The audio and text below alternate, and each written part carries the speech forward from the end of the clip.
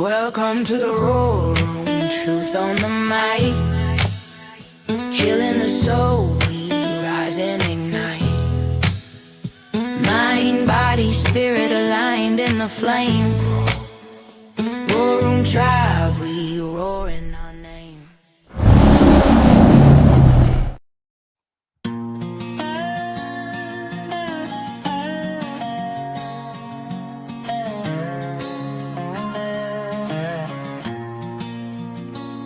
Come sit close, child. The world has been whispering, and you ain't been listening. Let me tell you something. The old ones told me, cause the road ahead don't play with nobody. Walk right, child, the road is getting narrow now. Storm's been talking and the road is getting narrow now. Storm's been talking and the earth is getting loud. Choices echo, every step comes back around. Walk right, child, before the fire hits the ground. I seen good men fall cause they followed the wrong drum, chasing shadows in the city, forgetting where they come from. World spinning faster, folks losing their way, trading truth for $1, throwing wisdom away.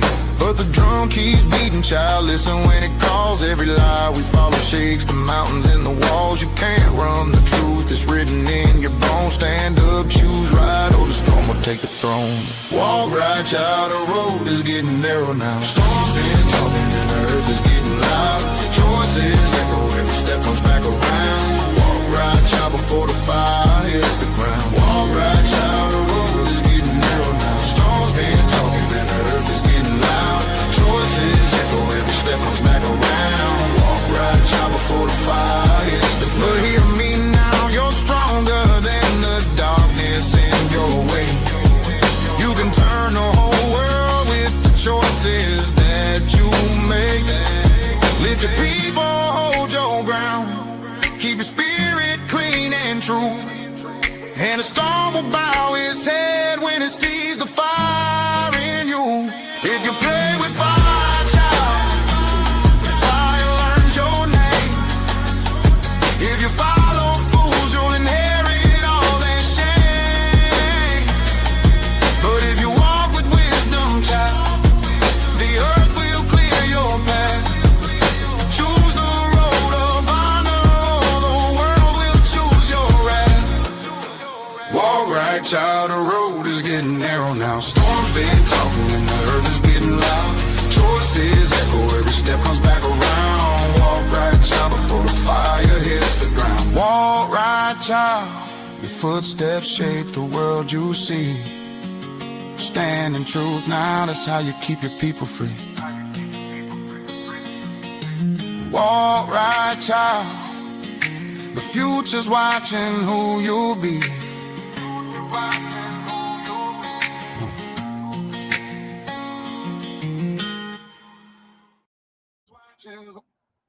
Welcome. Let's get us on the screen there. Welcome to the show. There we go. All right. Now we reappear. Welcome to the War Room. It is 4/4/26. Hope everybody's having a great weekend. Maybe some rain coming your way for the crops. Some snow and up north. Ain't that weird? I guess I just had to send a little bit more snow right before. Yeah, it is weird.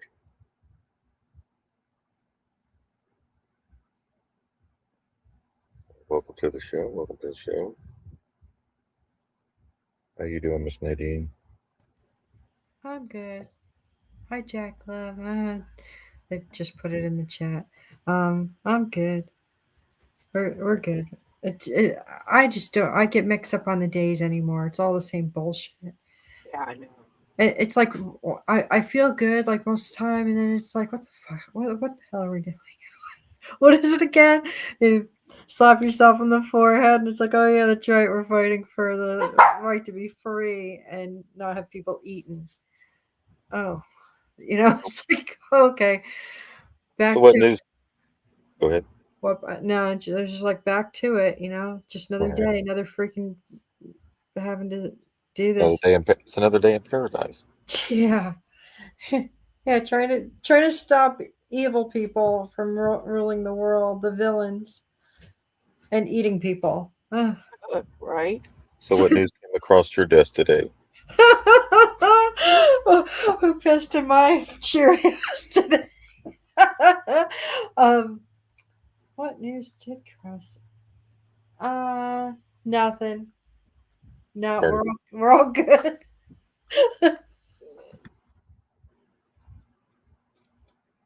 uh, got a little Easter bunny action going on, right?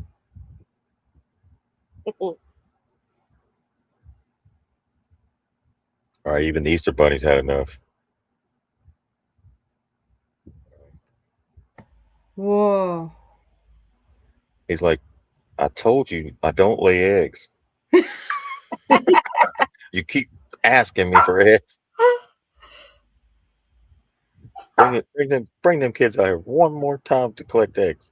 Oh, yeah, this was I thought this was funny. The Easter egg bunny just had enough. Went postal. Easter Bunny too. I got it on, bro. Can you imagine telling this to your friends if you didn't have a camera phone in the 80s? Yeah, man, I was Yeah. walking down the street and Easter bunny was beating the shit out of this guy. But Like, you know, what? most people, Were you drunk that day or what, sir? You've most seen people the would Easter bunny beating explain, somebody up. we'd explain it so much better than we do nowadays because we're so used to having the videotape, you know. And back then, it was a bigger imagination to be able to play it all out for people. All right, so tonight we're going to talk a little bit about, actually not a little bit. We're going to talk a lot about the 14th Amendment, The jurisdiction. and I think there's going to be a big change, which sounds bad on the surface, but if you know geopolitics, civics, all the stuff we have covered, then you'll know what this really is, which is actually a good thing.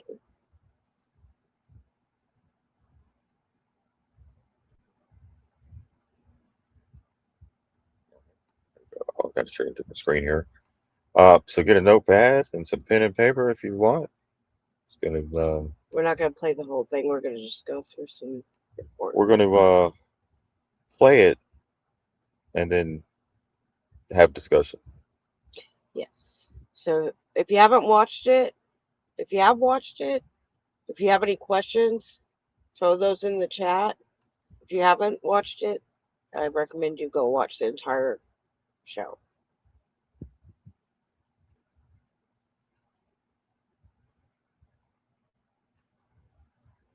All right, here we go. We're gonna play a little bit here, get this party started.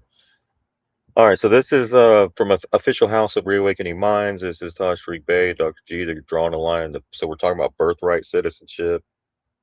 All right.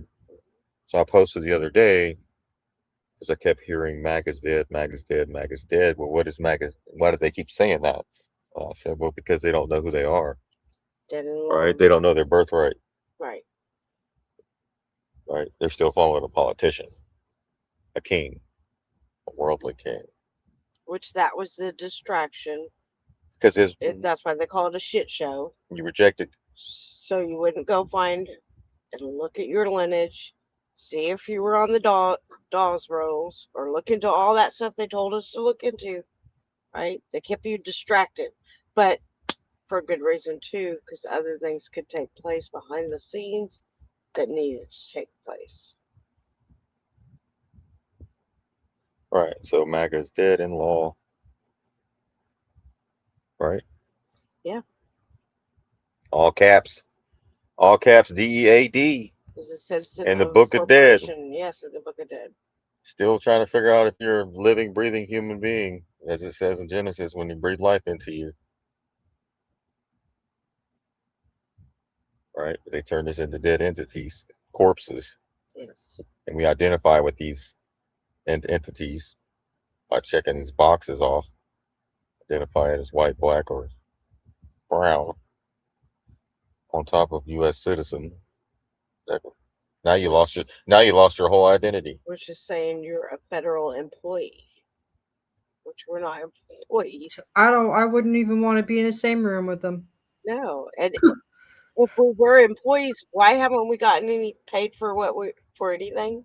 Right? We're supposed to be an employee, right?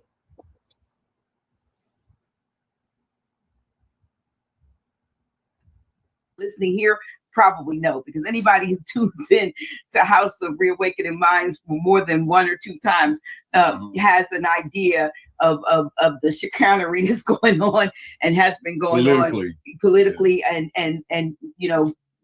but there's so many of our friends and our kinfolk and colleagues that just don't really know, and they don't think this affects them because they're like, oh well, although it does. Right. And but they may say, oh, I was born in America, so I'm a citizen of the United States, and that too is something that, and it's a misstatement. It's actually right. That's what I'm saying. It is, because people want to embrace the fact that they are United States without understanding what they're arguing about. This is what makes it controversial now. Absolutely. Yes. And it's an opening, as I was said, that allows us to revisit questions that many people have never been encouraged to ask. Never been encouraged to ask questions about identity in contemporary time. Right. Questions about identity, about origin, and about authority, and more importantly, questions about who has the right to define any of those things in the first place. There's a discussion going on, but who has the right? So you're talking about the assumption or the assumed jurisdiction of right relative to people who claim authority by virtue of being constitutional officers, i.e., and having the authority to, under any what you call legal controversy, make those decisions. And so people need to understand where the jurisdictional authority arrives, how it arrives, because it's being practiced by people who are in positions of political structure, who are now being, charged with what the office represents. But the actual authority it never vested with them, yet they're trying to exercise it. Listen, last time I did it. I had a sweatshirt on. Excuse me, that said allegedly. Yes. So let me sit up a little bit, so you might not be able to see my sweatshirt. My t-shirt. It says, no. So I'm sitting up. So just so you see, no. You don't. And it's time for us to talk about it. It's time for us to talk about that. You're funny. Well, anyway, so, Dr. G, because what's being observed, and it's in this old conversation, but it actually, on another point, it shows you the importance of what Drali presented to the Aboriginal people here that was being suppressed in order to maintain colonial operations, that many people hearing it kind of took it for granted. But the things that are taking place in the political venues now is bringing that up, although we're not bringing it up. It's among themselves. Absolutely. Now, what it is, just like you were saying earlier about the Supreme Court having to address it. Why?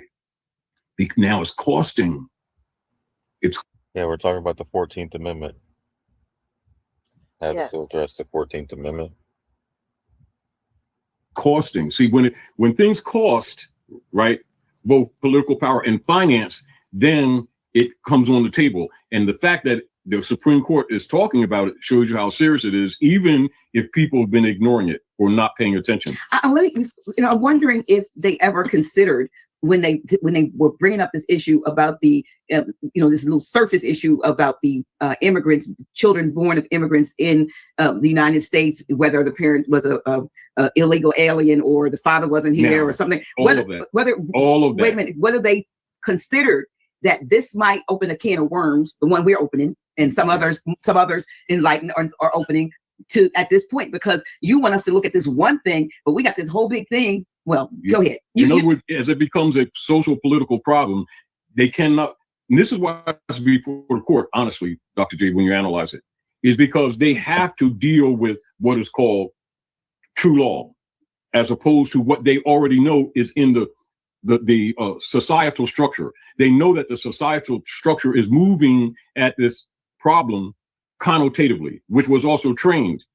So the school training, do you understand, of the race paradigm and the argument of citizenship relative to the 14th Amendment, as an example, the artificial person, has now come back to haunt them. Now it is structurally and economically causing great problems. And that had to do with actually originated currently from stolen elections and them fighting among each other, the political parties. And so it become of interest to the general public who are hearing these things. Why? Because it has created problems under international law, but it has to be taken in consideration. The problem that the politicians have is that they knowingly, but without it being a public argument, have negated their obligations to international law. The members of the United States Corporation Company who have been governing, who have been violating it in order to maintain colonial powers. That's why it's not been publicly discussed. But because it has caused economic and political damage across the states, jurisdictions, and the battles that have come about among them, and it has a lot to do with the financing that they did. So they opened up what they call open up the borders, brought immigrants in, and actually were funding them to be here, but it was done for corrupt political purposes among the political parties. And it become a problem to the masses because it has taken away from the people of the land who were supposed to get the service. But then that venue has been muddied with the black codes. All of those things that they have done with muddying the identities is now what you call backfiring on them politically, although no one's talking about that. This is why, and because it is costly, and the cost hasn't all totally manifested yet, but to the degree that actually different areas of the state's governments in different cities, truthfully, but they haven't talked about it, have gone bankrupt. And so those arguments that are more serious in the different jurisdictions, that's why it's in the Supreme Court, because they have to address it. However, it's not in their interest politically to address it, but it's in their interest to address it because the corporate states are collapsing economically, not just because of other things, but inclusive of the assumed what they call birthright citizens that the middle class, mostly Europeans, have been arguing because it has negatively affected them. That's why, but it was never an argument before because it was only designed to maintain colonial operations to injure the Aboriginal people of the land under the code system. So that meaning that not necessarily for us, but the Supreme Court is addressing it for the corporate states. That's how it came about. No one's making the argument for the people. They're making the argument because city states are like, give you an example, Chicago, because I'm telling you where it has its origin. Chicago's bankrupt, right? Okay. Los Angeles, bankrupt. Your major cities are bankrupt. So the people in general are looking at this from one way, but the politicians themselves have to address it because they actually can't move anymore because they're run by the bond system. Remember last week, and a lot of people need to pay attention to how this is connected. The different corporate states, through their representative trustees that are called the congressmen, et cetera, and then through their mother organization called the United States Corporation Company, this past week, have presented what they always do to refinance the corporate states with what they call bond sales. No takers whatsoever. Now, even though we're not going into it, a lot of people don't understand that this continuous war is a diversion. Concerning that, and you wouldn't, on the surface, you wouldn't make the relationship. And so the argument among state representatives among themselves, not with the public, because remember, they're not making this argument with the public. It originated with them arguing with each other for funding that they're not getting. But they can't sell the bonds, therefore they can't refund the cities, therefore they're actually going bankrupt. And a lot of it has to do with them bringing the immigrants in to use them for votes. And the argument originated with the first time that Trump was running and they stole the election. And it has to do a lot with documents that are coming out that have been suppressed. That yes, the election was stolen, but that ain't even really, we're not arguing for or against. That's where it has its origin. So the argument before the Supreme Court is actually among the politicians. They're not putting it in the public venue. We're analyzing it, but they're not putting it before the public venue. Keep that in mind. So this hasn't been a public argument. This is an argument that actually starts among the politicians because the states are actually going bankrupt. and it had to do with them giving them I think 2,500 what you call clear credit cards, giving them living quarters, free Medicare, and guess what? It's coming home to roost. That's why it's before the Supreme Court, not because of the principles behind it. It's a default action. And then when the United States put up their bonds for sale, because remember, the different nation states were buying with U.S. Treasuries. Right.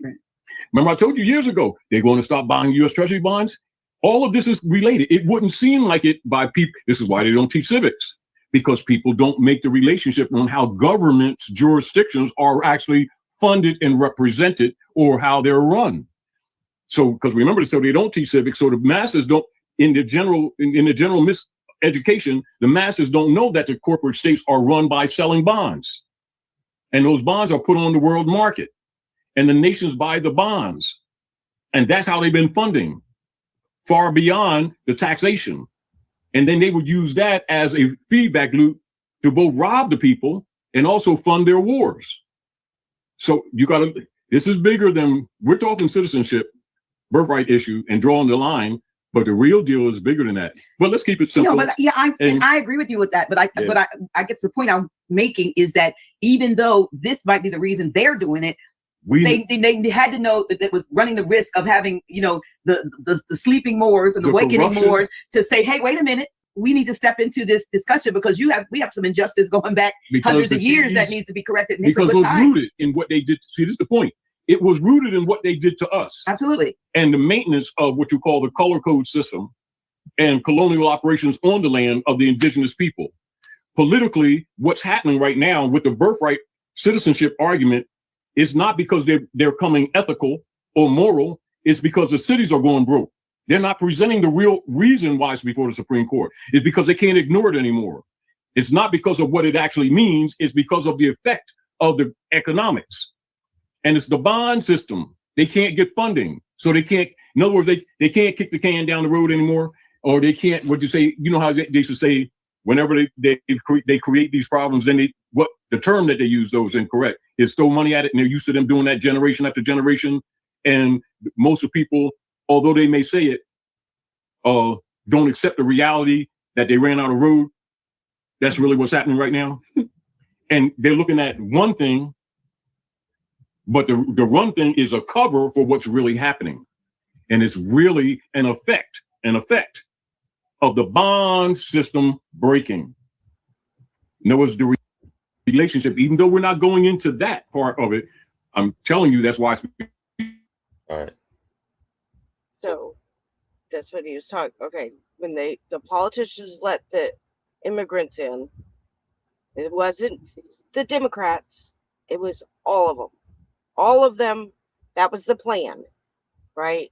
So they were going to bring in the immigrants. That's why they fast-tracked their citizenship for the bonds, right?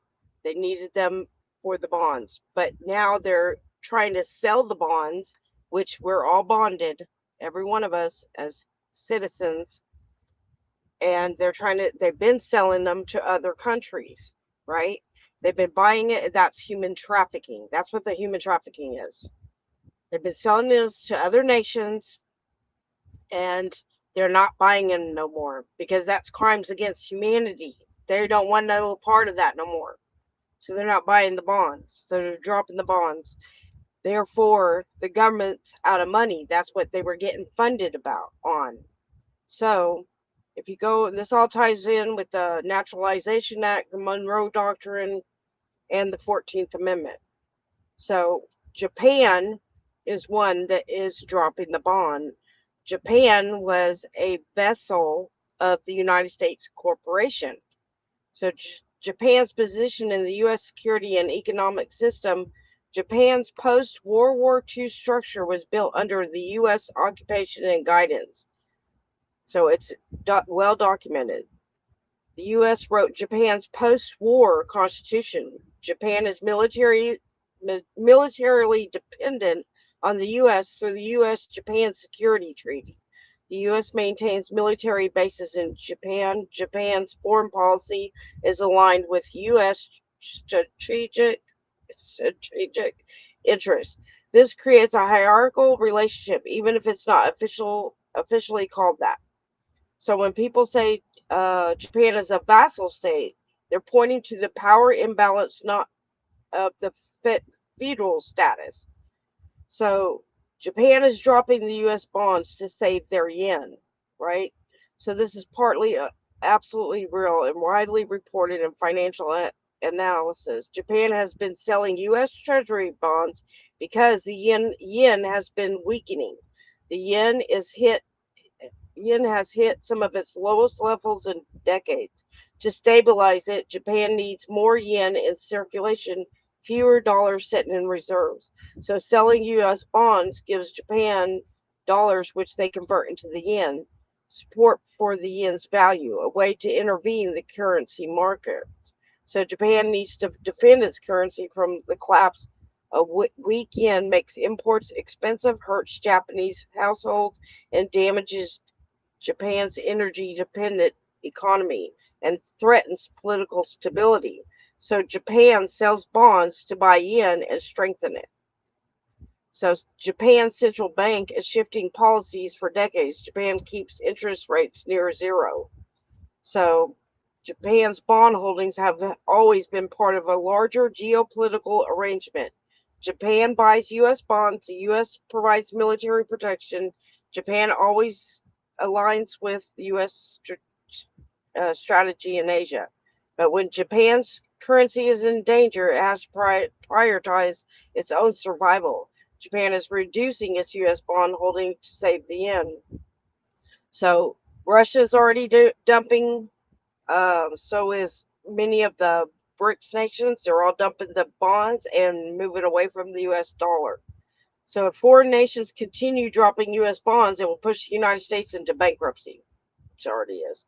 The U.S. government depending on selling bonds to a function.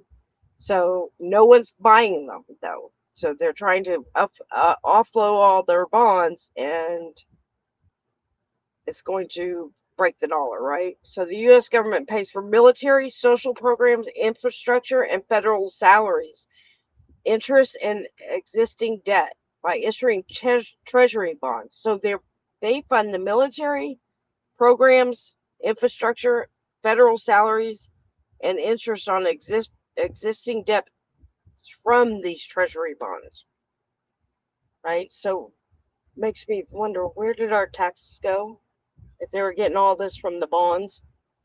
So when other nations buy those bonds, the U.S. gets the money it needs to operate. So if the countries that are reducing their U.S. bond holdings is China, Japan, Russia, Brazil, Saudi Arabia, and multiple other BRICS nations. That means less money flowing to the U.S., fewer buyers for U.S. debt, more pressure on federal budget. So this is major, right? So they won't be able to fund these federal agencies anymore, and that's what TSA was about, right? They can't afford it. That was just one, but it's going to be all of them. It's going to be all of them. They don't have the money anymore. Right, and that's why you see them wanting to do a census and not include the immigrants because they don't have the funding. Right, and they're going to because they can't sell the bonds on them, the ones they fast tracked to citizenship. They can't afford to pay for them, health care, all that stuff they promised them. And like you said, it's not their fault. Don't get mad at the immigrants. They were put in a condition from us going over there and ruining their country. And they went over there and took them from their country and brought them here with promises. So they were used as pawns. So don't get mad at them. It's your government. Both sides, left and right. That was their way of saving themselves, but it's backfiring now because none of the countries will buy the bonds now. So now they have to eat crow, and that's what the Supreme Court ruling's about, because they're going to try to offload these people by that, not because they want to, they're being forced to, and acknowledge that the 14th Amendment was never ratified. So that way they can get rid of people. They're going to be sending them back home because they can't afford to pay for their stuff anymore. And we're talking not just about Mexico, No, Canada, Israel, right. anybody that's here on welfare Hmm. from another country because they destroyed your country or whatever, and they Yes. brought you over here just like Trump brought over what, the white African farmers? How many of those did he bring over? So all these people they bring over um, So, that have been pretty much like, living off of the system. what the wars are doing right now, what's happening Right. over in Venezuela, all that is because of the Monroe Doctrine. The Monroe Doctrine was to keep Europe out of these countries like Venezuela, Cuba, um, those countries, so that the U.S. could come in and say, don't bully these people anymore. We're going to help them for their own interests, right? So that's how America became dominant over these countries. So it was like them saying, we're going to help you, but they really took over and used their resources just as they did here, right? And so they're using the Monroe Doctrine to establish their presence and that they have the rights for the minerals there, and they don't like that, right? So they're using, and then the Naturalization Act of 1790, which was the first U.S. citizenship law. Okay, before it was amended in 1868 with the 14th Amendment, which they modified it, which changed the whole entire structure. So in the Naturalization Act, the first one in 1790, it stated that only free white persons could become natural citizens. Indigenous people were not citizens. Black people were not citizens. Citizenship was racially restricted and controlled by federal statute. This law created an original federal classification who counted as part of the United States. So the 14th Amendment in 1868 and the ratification issue declared anyone born in the U.S. soil is a citizen of the United States, and all such persons are under federal jurisdiction. But several states rejected the 14th Amendment. Congress responded by dissolving their state governments. You heard that? Dissolving their state governments, placing them under military rule, and forcing them to ratify the amendment as condition of reentry into the Union. Right? So they were forced into it, Which is duress, and they which is, replaced their entire state governments. so if they did that under duress, it's all null and void. Yes, it replaced it with military rule. So what is that called?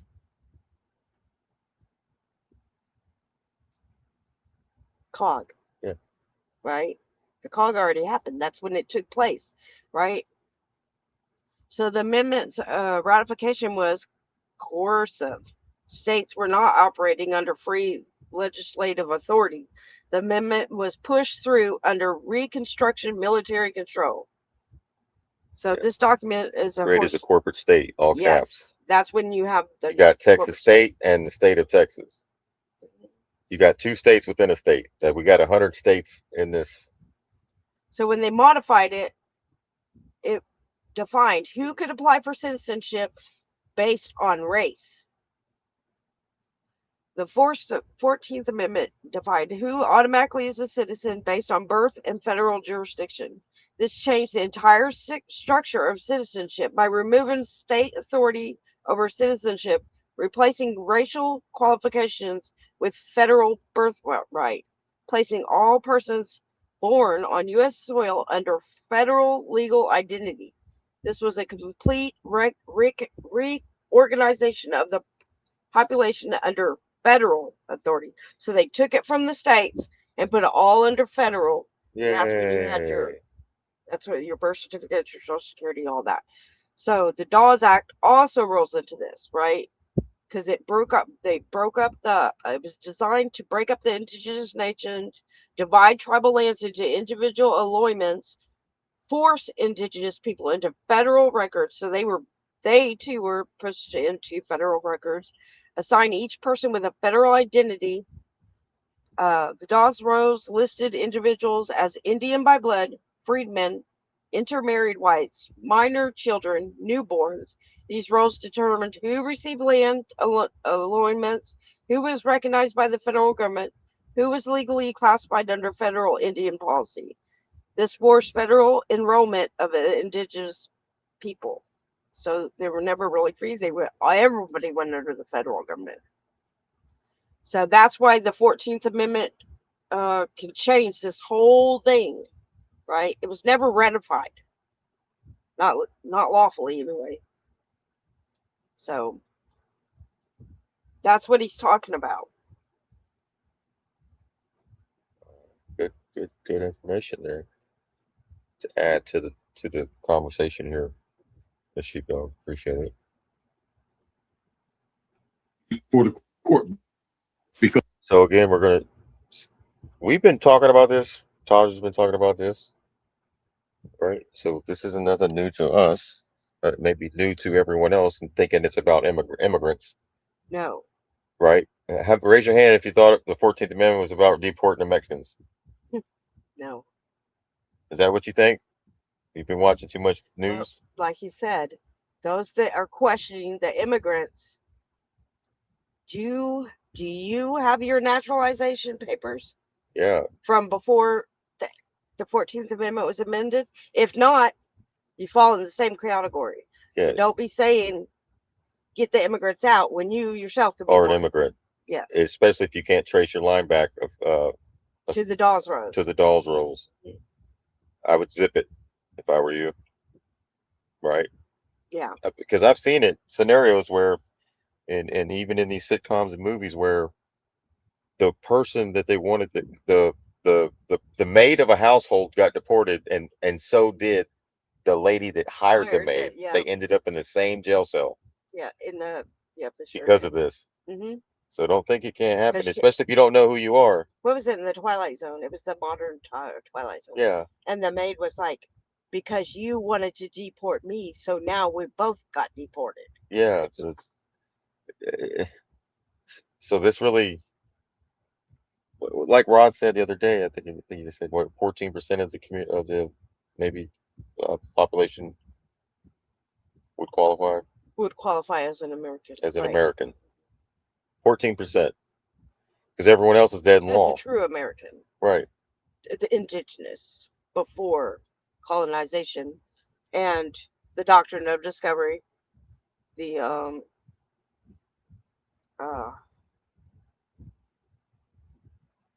Naturalization Act of 1870. Because that's when they separated them then, but not as bad as when they did the 14th Amendment. They captured everybody. Yeah.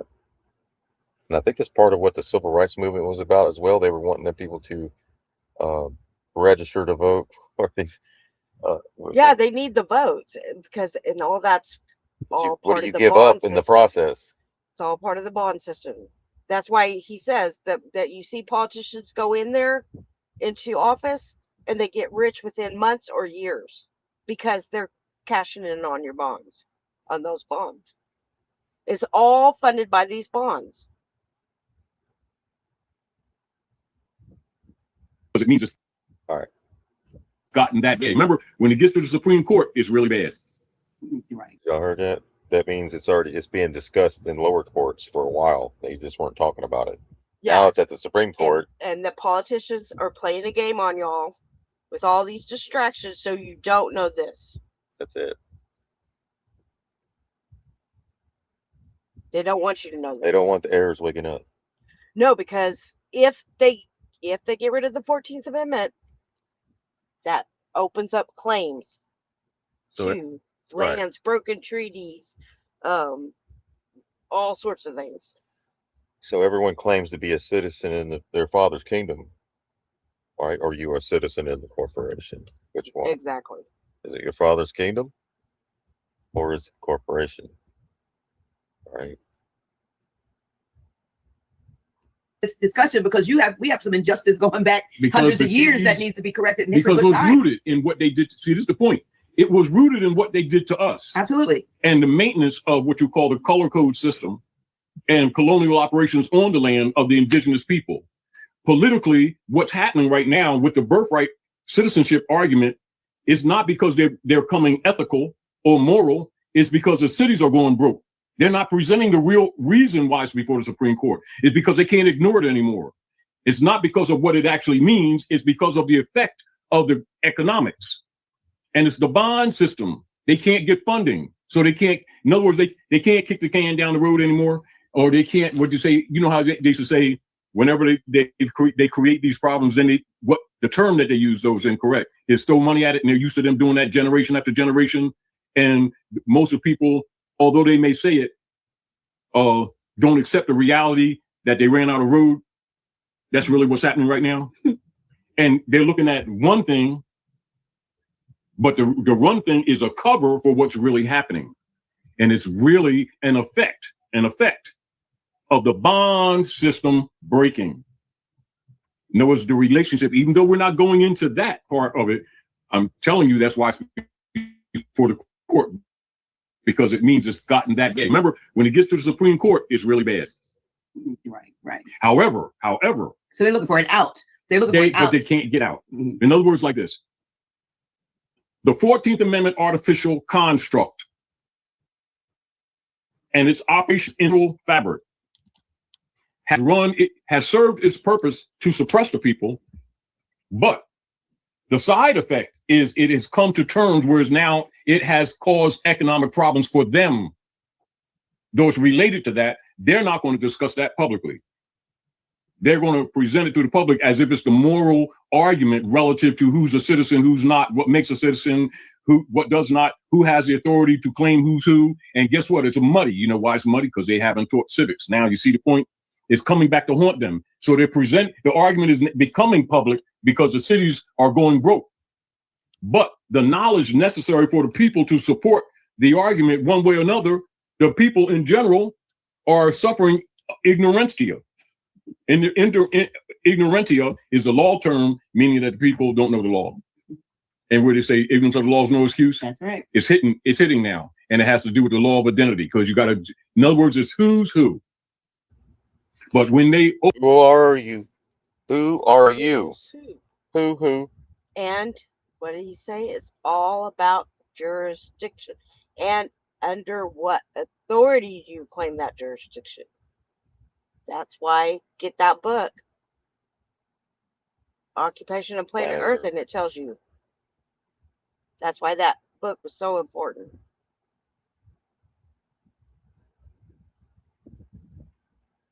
We're trying to liberate the people. You got to liberate yourself, because no matter what you do, no matter what book you read, if you haven't decolonized your mind, you cannot free yourself, period. No paperwork, no nothing will do it. You have to know who you are, what jurisdiction, under what jurisdiction. I'm not talking about legal, right? Lawful jurisdiction, and not under the way they have it.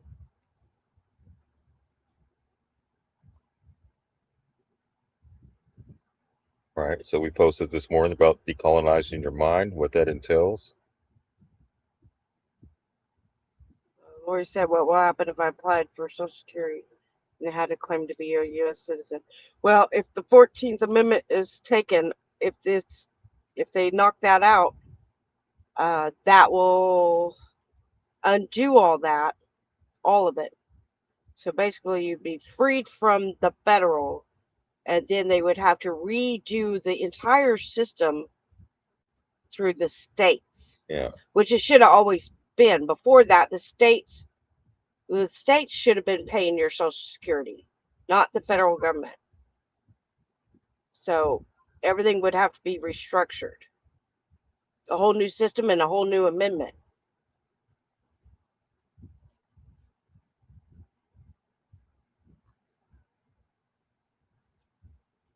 Open them borders, they weren't doing that for that purpose. They were doing it for political corruption between the cottonwigs and the conscience wigs, who hide themselves in the general public venue as Republicans and Democrats.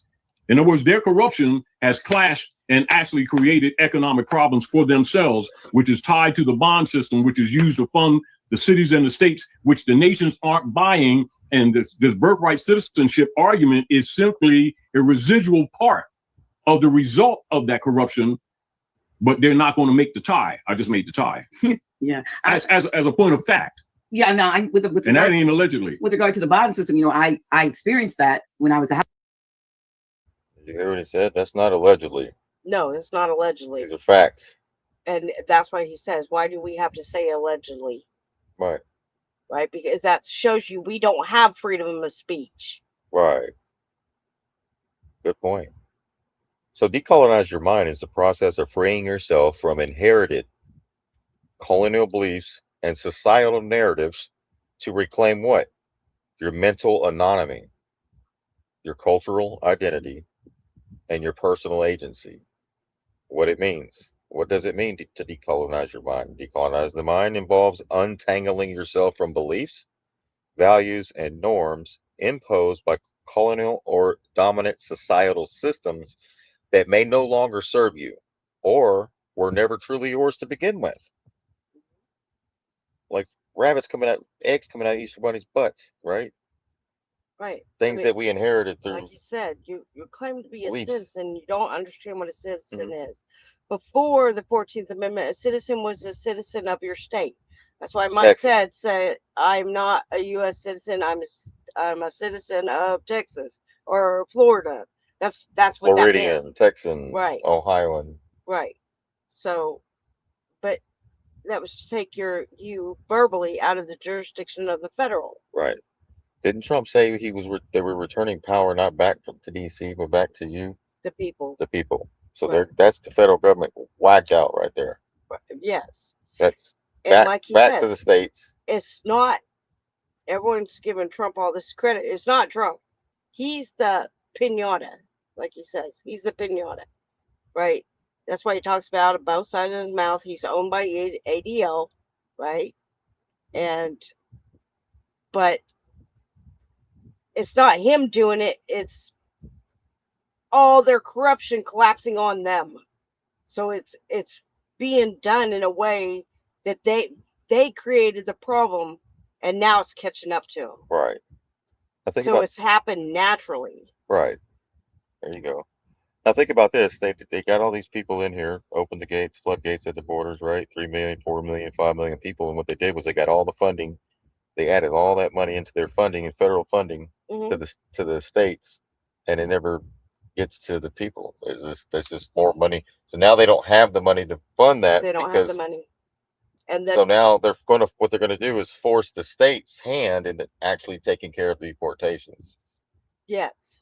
And they're already asking law enforcement to help, and they're not wanting to help because they're saying that's a federal problem, right? And this is going to cause some issues. But that TSA was a foreshadowing of what's coming for all these federal agencies. Right.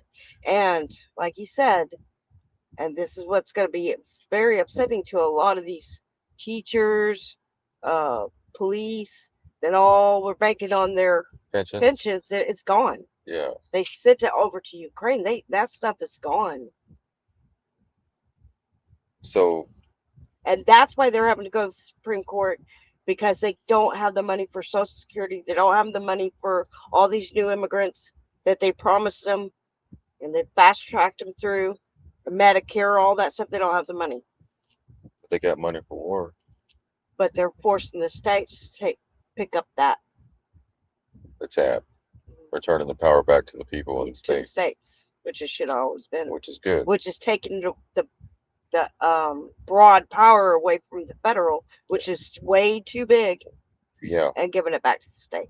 But that means fewer if the state funds it, because they're going to have to fund people's Social Security.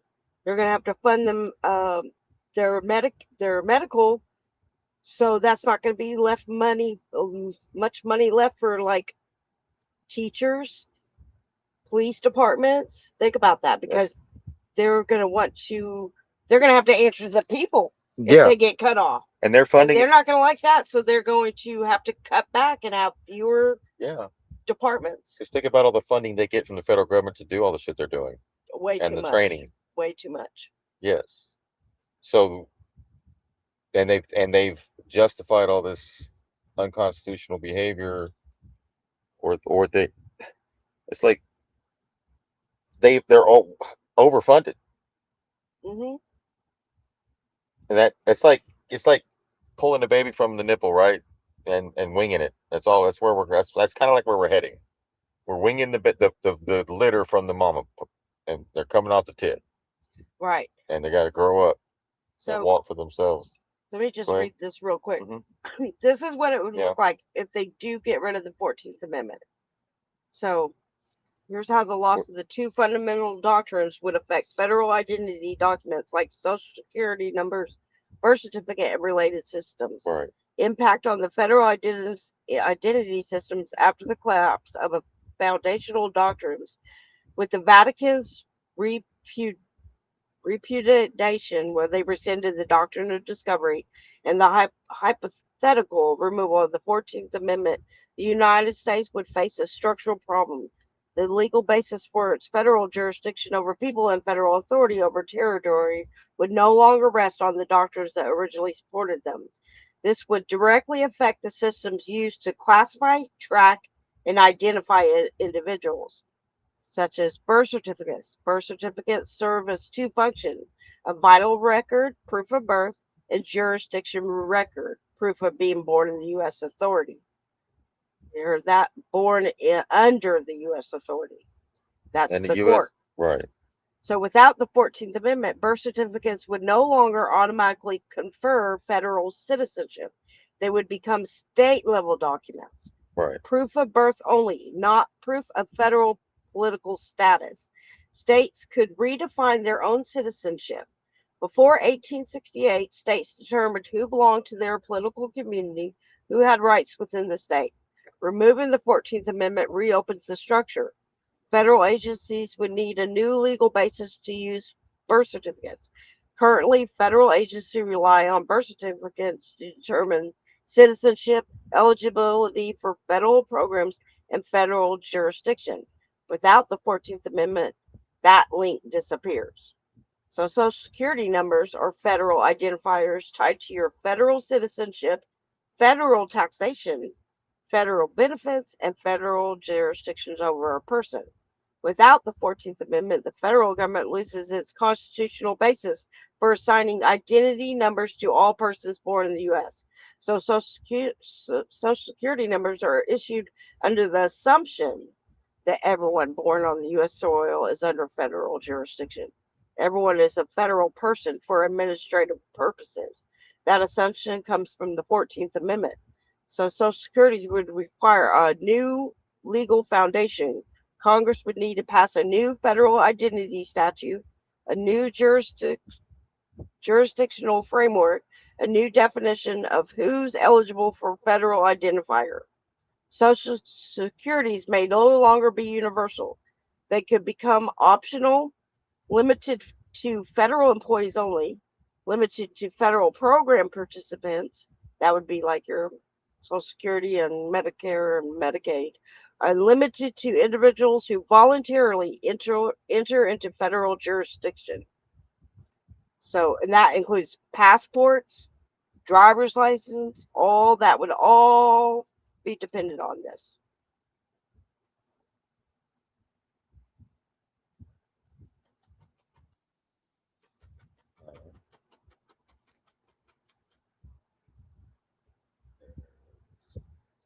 Housing director for Wilmington, and we every other year, I believe it was, we had to actually go to the bond market and we put in the various projects that we were proposing because the city was going to the bond market. And so, I don't know what these cities are doing.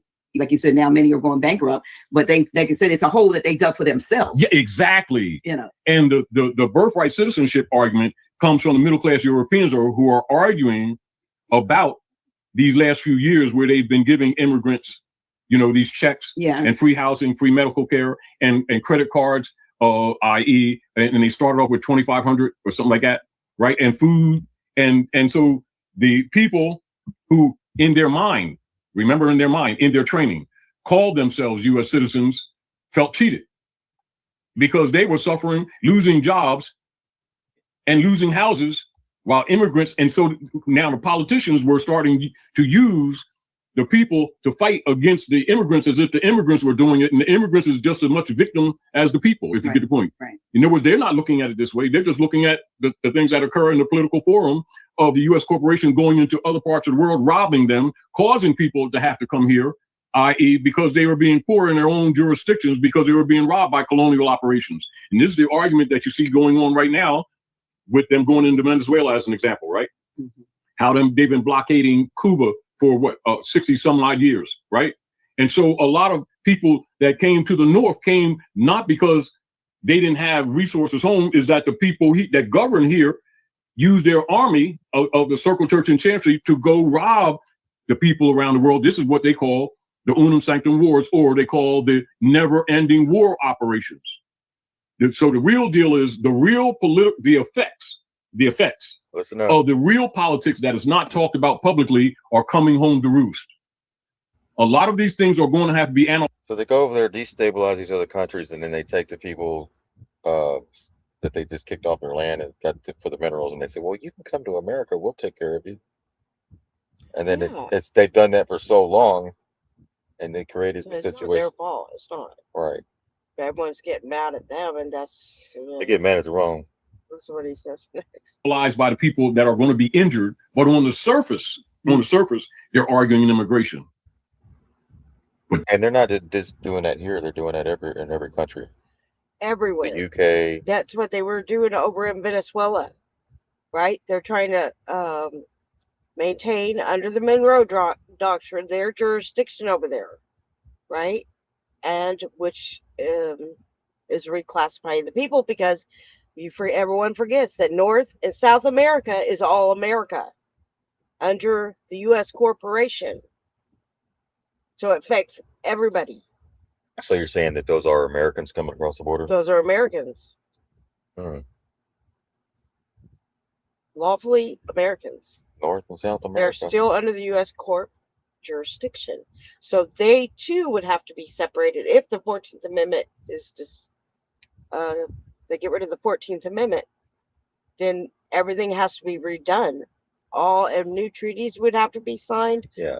Classes of citizenship would have to be redefined. Everything would change. The whole structure would change.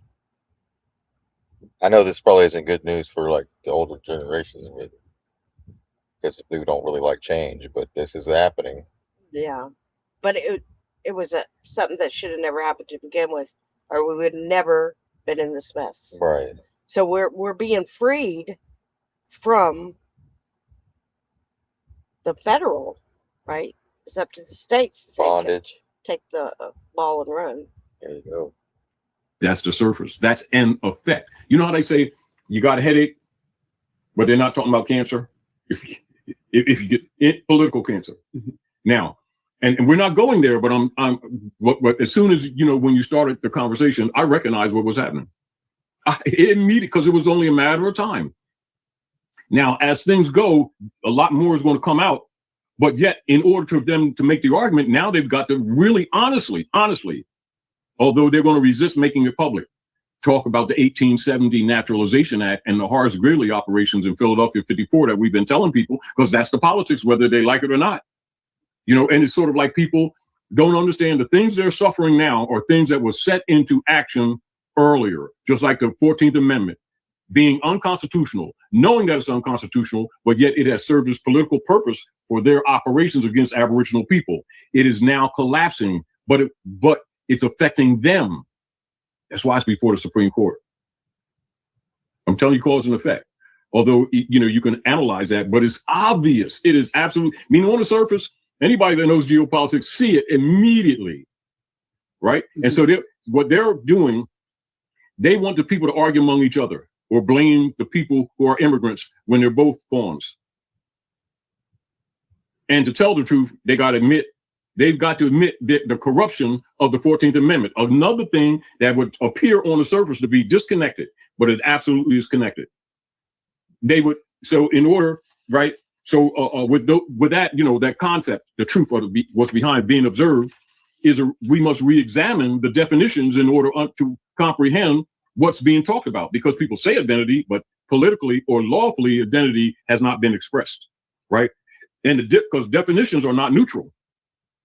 And people, remember, in connotative linguistics, people take things to mean whatever the political venue says they mean, but that ain't what it is. So they're constructed within systems of governance. And of course, that system is what is called the 14th Amendment construct in the minds of the people, what they refer to as U.S. citizenship. So citizenship, nationality, and status are all terms that carry meanings based on the political jurisdictions, the authority of the jurisdiction, the exercise of jurisdiction, the in personam dealing with the people themselves, the subject matter, that means the classification of the operations of law, and territorial jurisdiction, which means the land. And then jurisdiction is the power to act on them, which is who has the authority to make the claim. In other words, they politically painted themselves into a corner. They're not going to bring that up. That's why you did. Yeah. Right. So jurisdiction determines who is recognized under what you call constitutional systems and who are not. So now that's what is called the Naturalization Act. So now that means that has to be brought into the public venue, doesn't it? And it hasn't been taught in school, has it? So now they got a conundrum, right? And under what conditions? Because now you got to make clear determinations. You can't be vague. That's why it's before the courts. So when people speak of birthright citizenship, they're speaking of recognition under a legal framework. Now, so they got to identify what that legal framework is. You see? But recognition and origin are not the same thing. That means it must be made, the distinction must be made, and must be made lawfully. Right. And that distinction is where the doorway opens, y'all, because most people aren't making that distinction. Yeah. They're hearing citizenship and thinking, like you said, identity. They're hearing birthright and thinking something natural and something inherent, something unquestionable.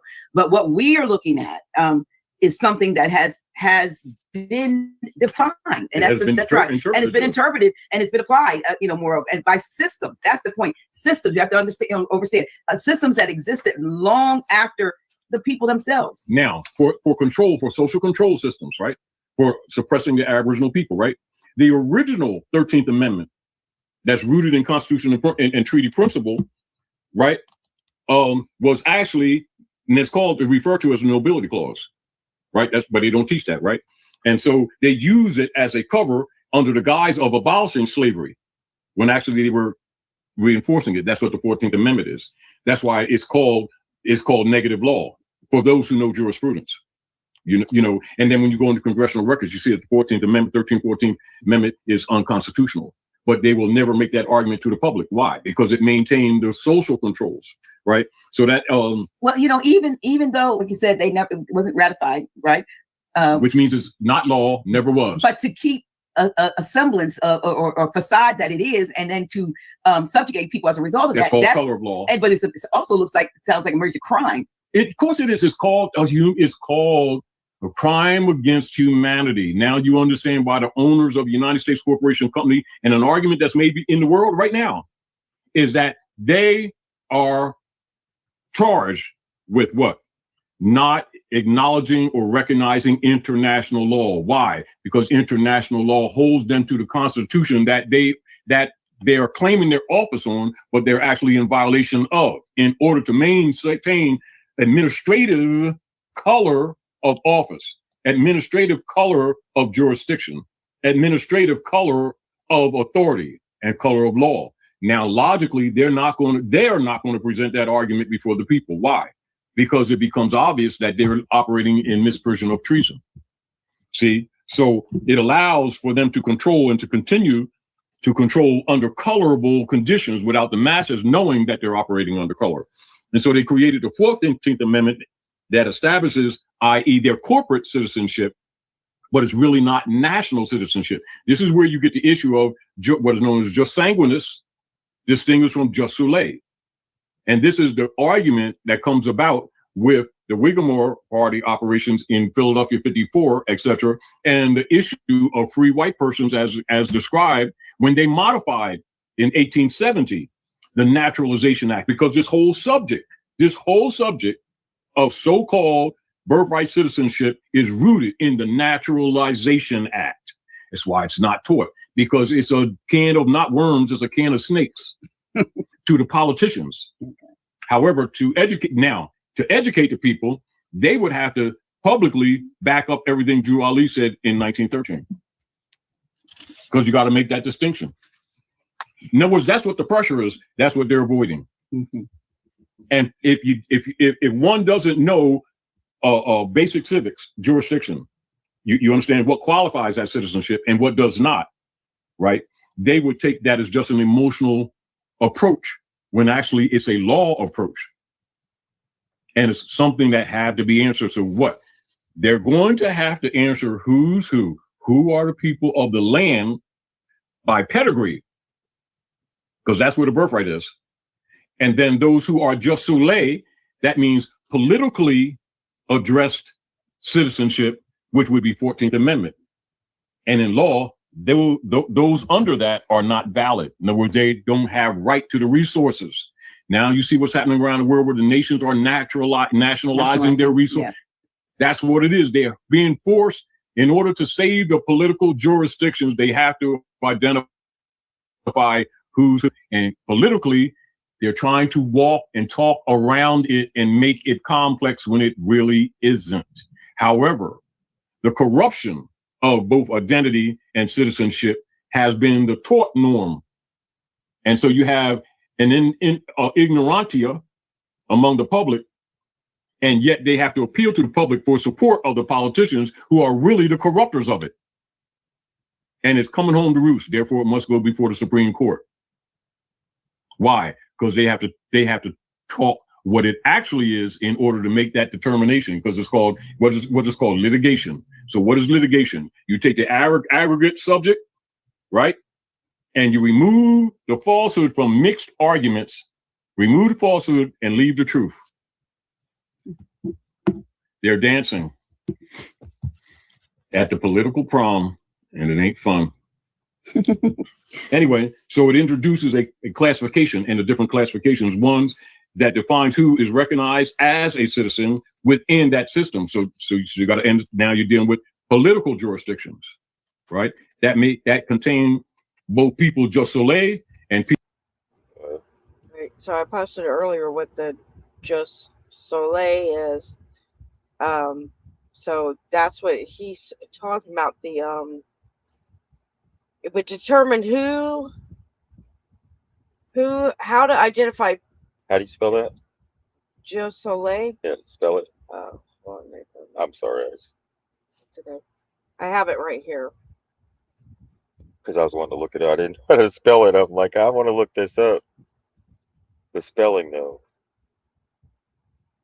Just. It's just JUS Yeah. SOLI. SOLI. And the other was just Anglicanum. I can't say it.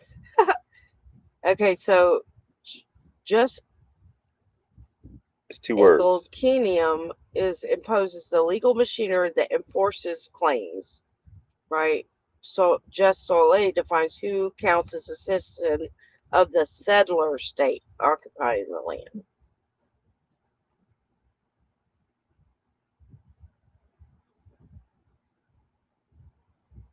There's you a new word for the day, guys. It's all their language, European language. Yeah,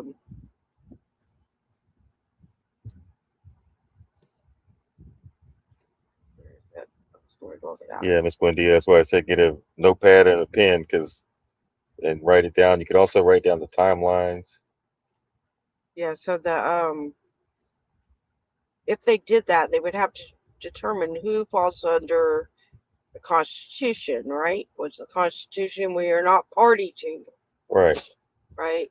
So this would affect all the people that hold seats, people in power, right? It would redefine them. So the states, okay, so federal identity documents require new eligibility rules. The government would need to determine who qualifies for a passport, who qualifies for federal identification, and how identity is verified without constitutional citizenship. states would issue their own citizenship documents. This was normal before 1868. The indigenous identity in the Dawes rose, with the doctrine of discovery, moral foundation removed, which the Pope already rescinded that, and if the 14th Amendment's gone, the Dawes rose becomes central to tribal citizenship, land claims, federal obligations, identity classification. Indigenous nations could assert stronger sovereignty. Federal identity systems would need to recognize tribal citizenship, tribal jurisdiction, tribal identity documents. Federal agencies would need to reconcile their systems with tribal systems. This would include Social Security, IRS, passport, insurance, and federal benefits. The Dawes Rose become primary historical record. Like you said, they have some of them. They don't have all of them. Some of them were damaged, right? Or burned. They did that on purpose. So they document who belongs to which nation, how federal jurisdiction was imposed, how alloyment reclassified indigenous people. This would influence identity systems moving forward. The overall effect on federal identity infrastructure completely. Removing the 14th Amendment and losing the doctrine of discovery, foundational legitimacy would require the United States to rebuild. And that's what they're talking about, rebuilding. Yeah.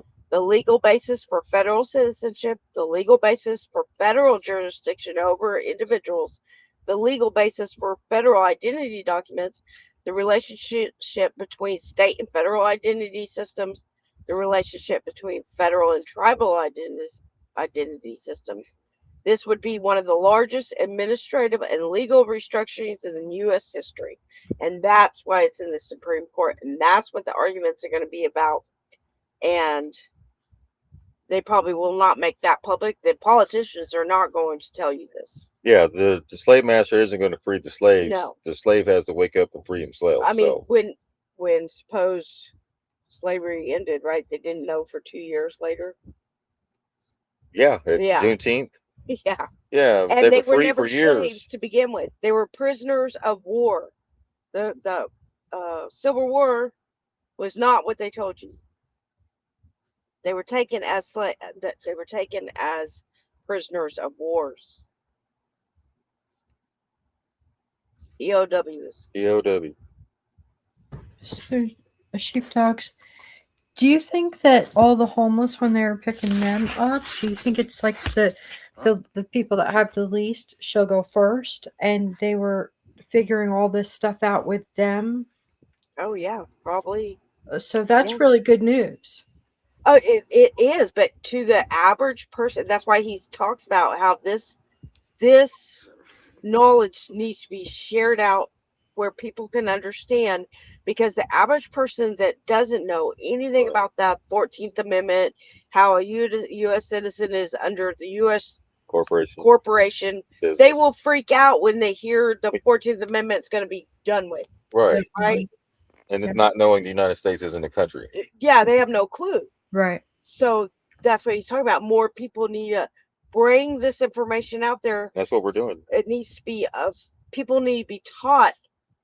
They need to do something where they quit censoring people.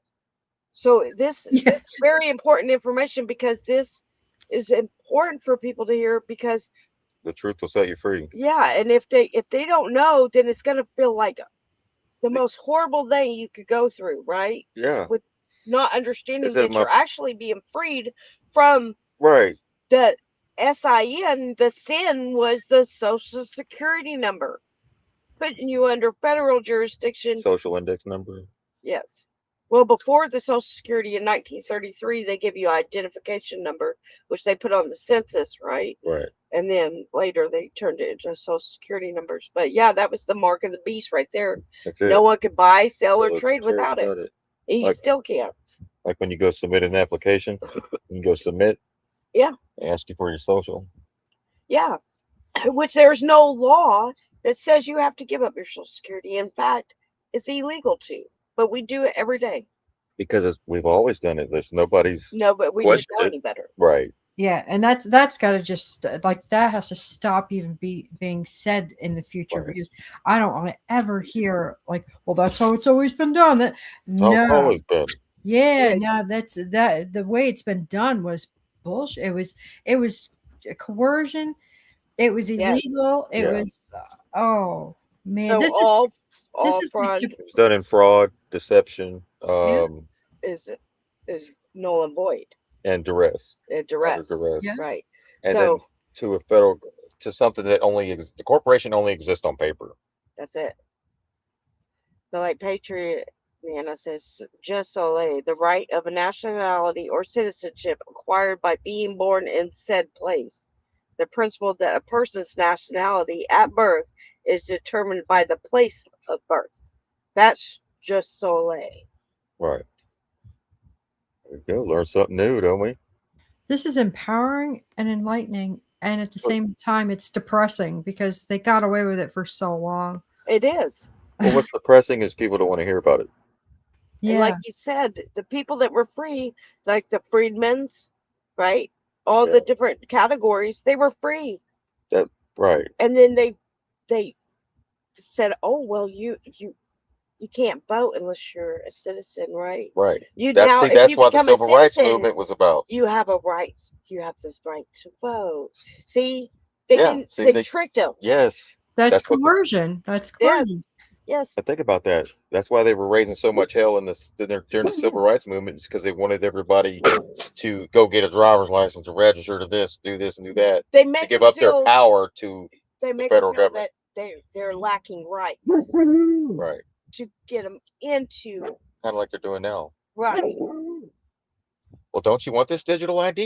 You'll be able to have access to so many And services. that's what's going to come into play if you, like I said, if they do restructure everything, you would voluntarily put yourself back in their jurisdiction under federal. Hey, my people will perish from lack of what? That's right, knowledge. Okay. So you want to stay within the state, demand your state take There you care of go. your Social Security and your Medicare, and screw the federal government.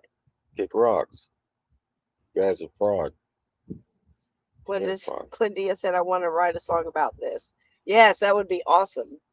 So this is what this is about: empowering, because we have the power, not Yeah, not the entity, not right, they don't have the authority. All government is derived on our authority. right. So it You seems go to like a your bad thing, but it's actually doing a reverse of what happened, right? Because treaties were broken. We all we were all enslaved under the federal government, under the and bonds attached to us. That's human trafficking right there, and bondage, and bondage. and trafficking. So all political power is inherent in the people. That I didn't. Okay, let me read that again. All political power is inherent in the people. I didn't hear. I'm sitting here reading this. I don't see corporation. Okay, no, it says in the people. And all free governments are founded on their authority and instituted for what? The corporation's benefit or the people's benefit? The people's benefit. Hmm. So this whole time we've been in this realm, we've it's been asked backwards. Yeah, So they the flipped faith it of on us. so the faith of the people of Texas stands pledged to the preservation of a republican form of government, and subject to this limitation only, they have at all times inalienable right to alter, reform, or abolish their government in such manner as they may think expedient. Let me go ahead and so power to the people.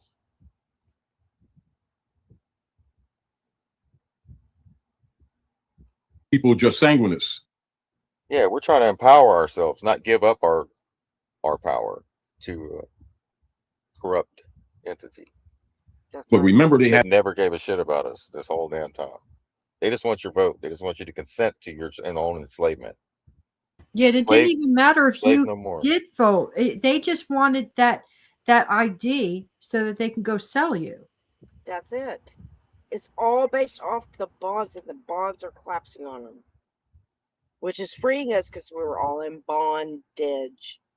Yeah, The we never bondages. the vote never Bondi. counted because they chose who they were going to have, and then the only other way it counted was because they took your identity and turned it into cash. Yeah, when they sever your umbilical cord, they take the placenta. That's your twin. That's your twin that they take and make a straw man out of, with all caps. Damn And they it. use that. That's your straw man, And saying one and it's person fed. is saying one person is okay and the other one is bad, and they're all involved in this. I don't give a All shit of who them, they all knew what they were doing. The governors, that probably the mayor, like all of them knew all the way down. They know the judges, the lawyers. Forget Yeah. about it. They're so deep in it. They must be shitting their pants nightly. Like, and you see why they had to put the shit show on, right? yeah. I mean, how many people? It wasn't for the good, for good for us. It was a distraction. To prevent you from waking up. They knew in advance that this was going to take place through the looking glass, allegedly, right? They seen this taking place, and how do you counter it? Just like everyone said. Let's bring out the golden calf. Why, when Trump got in, all these podcasters came out, all of a sudden, fully funded, right? Yeah. It tells you everything right there. Right. So if you're not hearing this information on the podcast, and if the podcasters aren't empowering you or educating, and they're only blaming Democrats or blaming Republicans or blaming this politicians, then you're not going to get blindsided. You're not there. You're going to be blindsided and confused and not know what the hell's fixed to happen. Right. So the inauguration 2017, I'm not giving the power back to Washington, D.C. I'm giving it back to you, the people. Right. Which we already had the power. We just have to be reminded of that, because some people just like to give up their power to someone else because they themselves can't do it. Well, or they themselves don't know what that means to have the power to make change. That's why we have to stand up so they can have a good role model, if you want to say role model, to be able to look up to and be like, yeah, if she can do it, I can do it. If he can do it, I can do it. Like, that's why we're going first, because we're not afraid to stand up and say something. That's it. You want to know who the chosen ones are? You want to know who the ones that have been, selected for that role? Just look around. But remember, that's why they told you check the Dawes Rows. Right. Trace your lineage, check the Dawes Rows, then, because you can make claim to that. They also already know who we all are, but also you got to remember, with Abraham Lincoln, when they did the Civil War, right? They did a trust with everybody that put their money and pledged their wealth and their land and everything. Is still in there. In the states. Right. In Under each the state. Constitution. So taking you out of federal back into the state, then you can claim that. You can also claim any damages the federal government did to you. That's all in that white book that went along that I told y'all to get. Which one is that? The white notice of claims. Yeah. That goes with occupation of planet Earth. Right.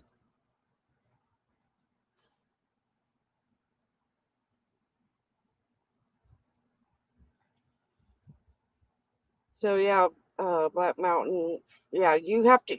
It doesn't matter if you're under a tribe or a clan. That has nothing to do with anything. You have to find out who you are, what lineage you are from, and what category you would fall under. And if you can't, they'll do it for you. Right. And sometimes, and even the last name, what was it, your grandmother? Like, follow your mother's line. My great grandparents were Irish, and their last name was Freeman. So they took on the last name because they were freed. Yeah, that wasn't really their last name. That wasn't really the last name. But the Dawes Rows also tells you who was adopted into clans or tribes.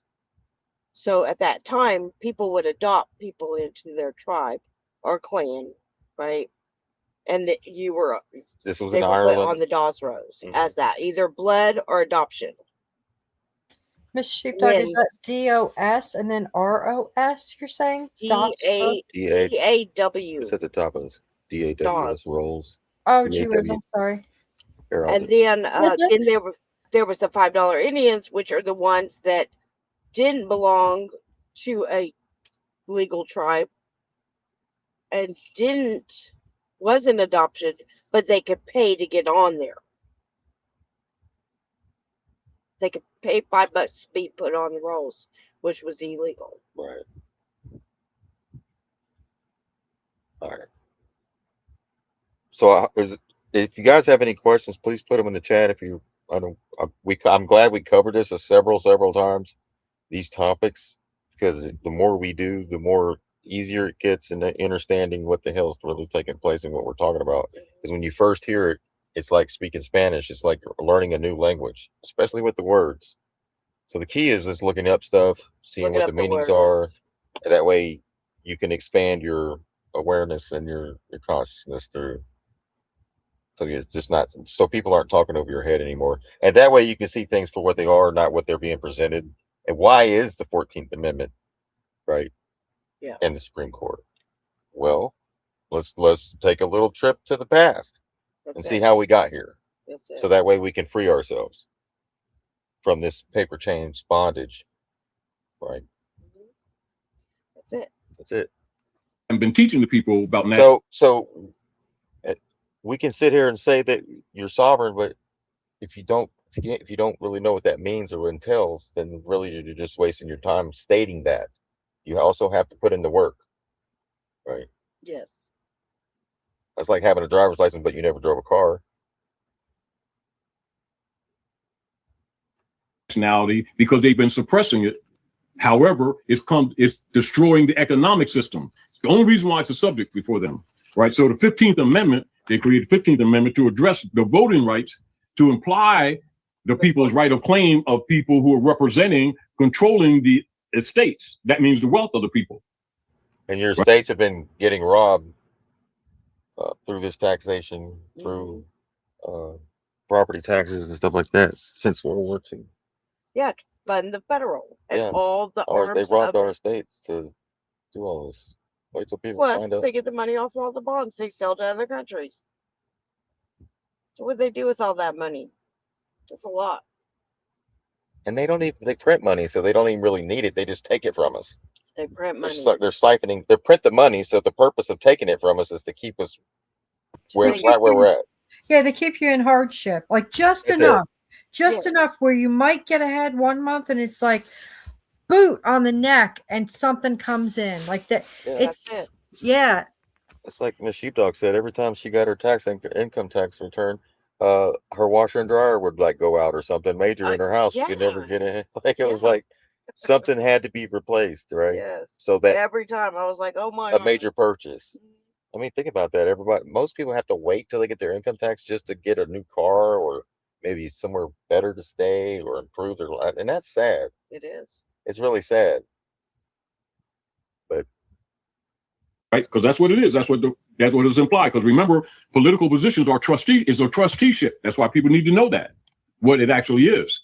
And guess what? By law, they're all invalid, but yet they're so holding them seats. See the corruption. See what's really behind this thing that no one's talking about.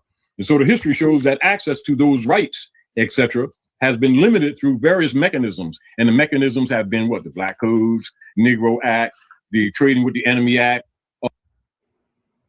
the Tax Act, the establishment of the Federal Reserve. All of these things unconstitutional were put in place to actually steal the birthright. But on the surface, people who don't know the politics thought these were legitimate institutions. None of them are.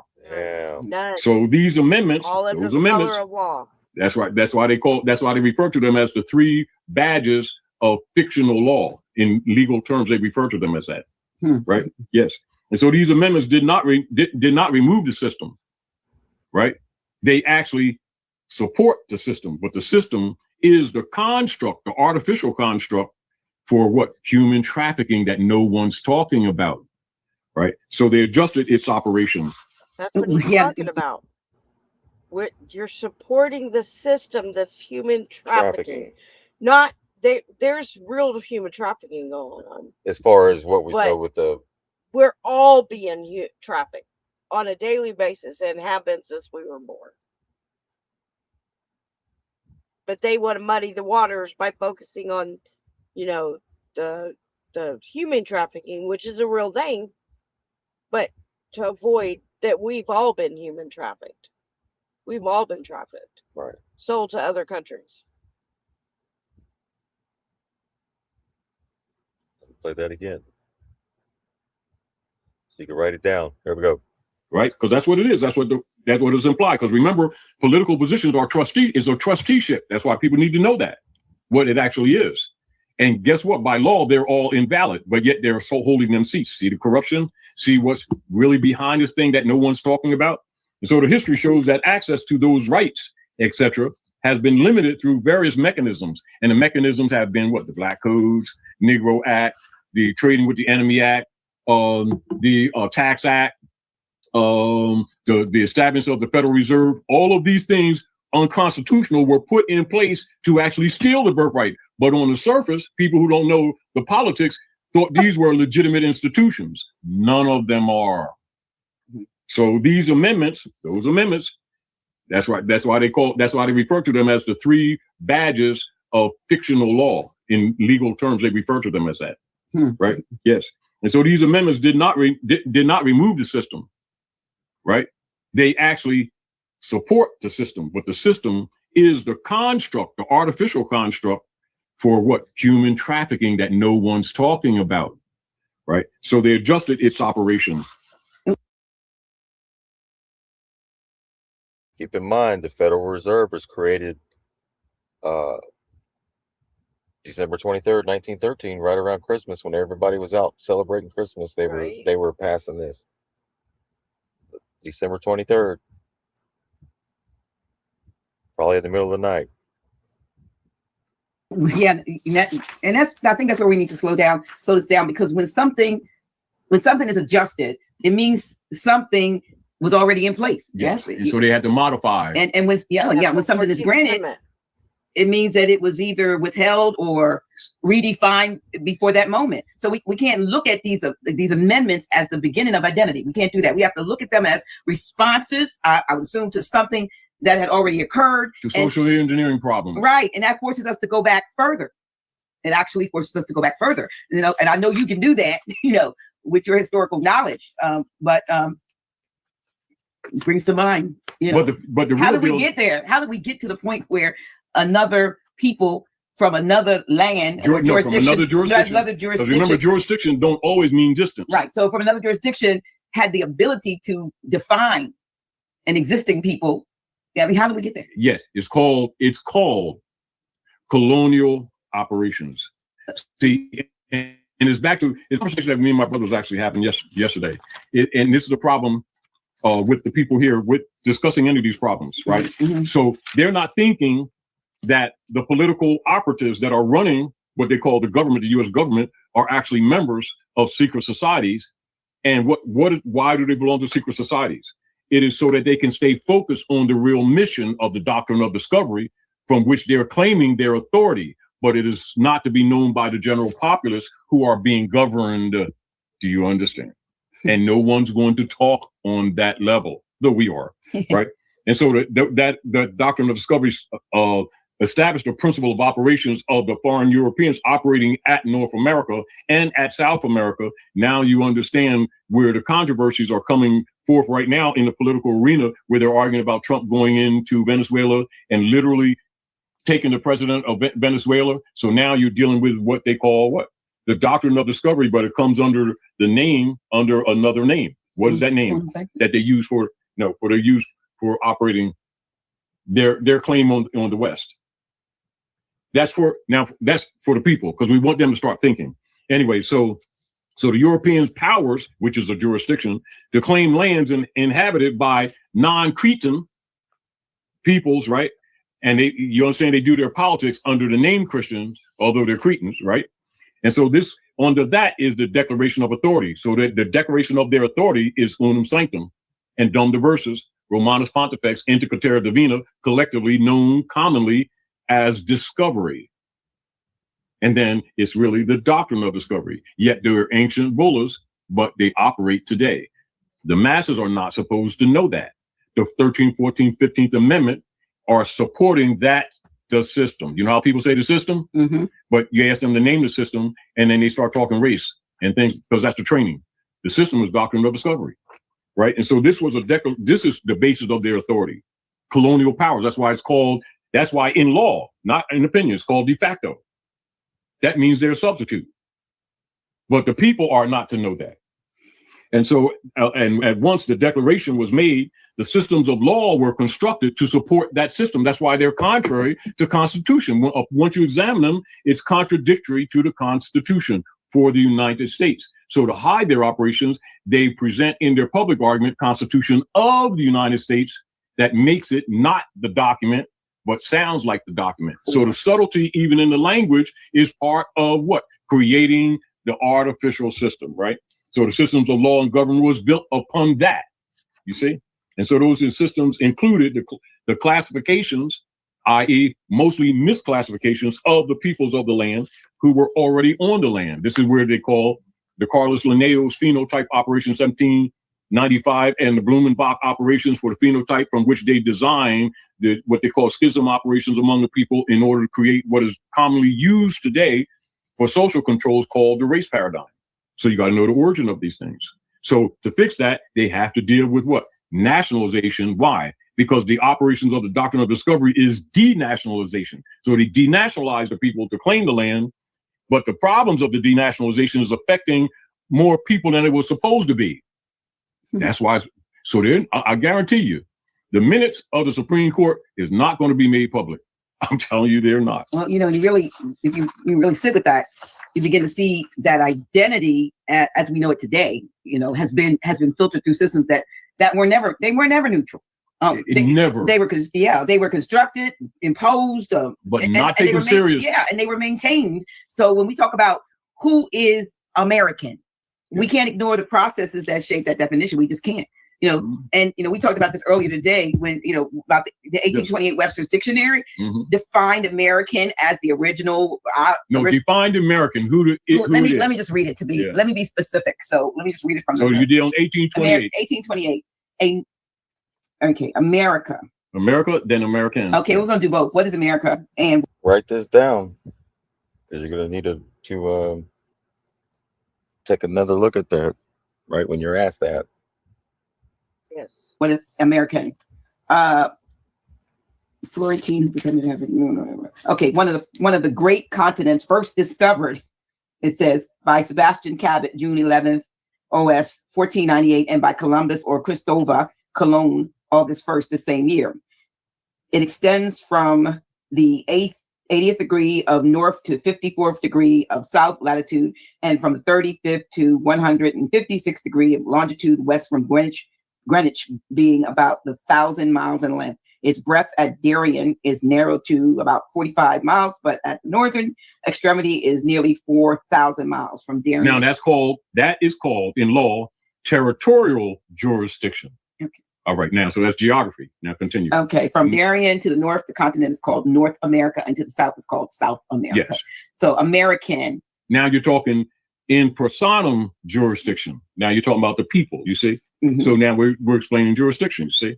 Continue. It says there's two definitions. One, pertaining to America, a noun, a native of America, originally applied to the Aboriginals or copper-colored races found here by the Europeans. Yeah, that's American. But that's that modification. Yes, not. But now, which means political modification. Now you're dealing with the Naturalization Act 1854. You see, now you understand the Whittemore operations, Philadelphia.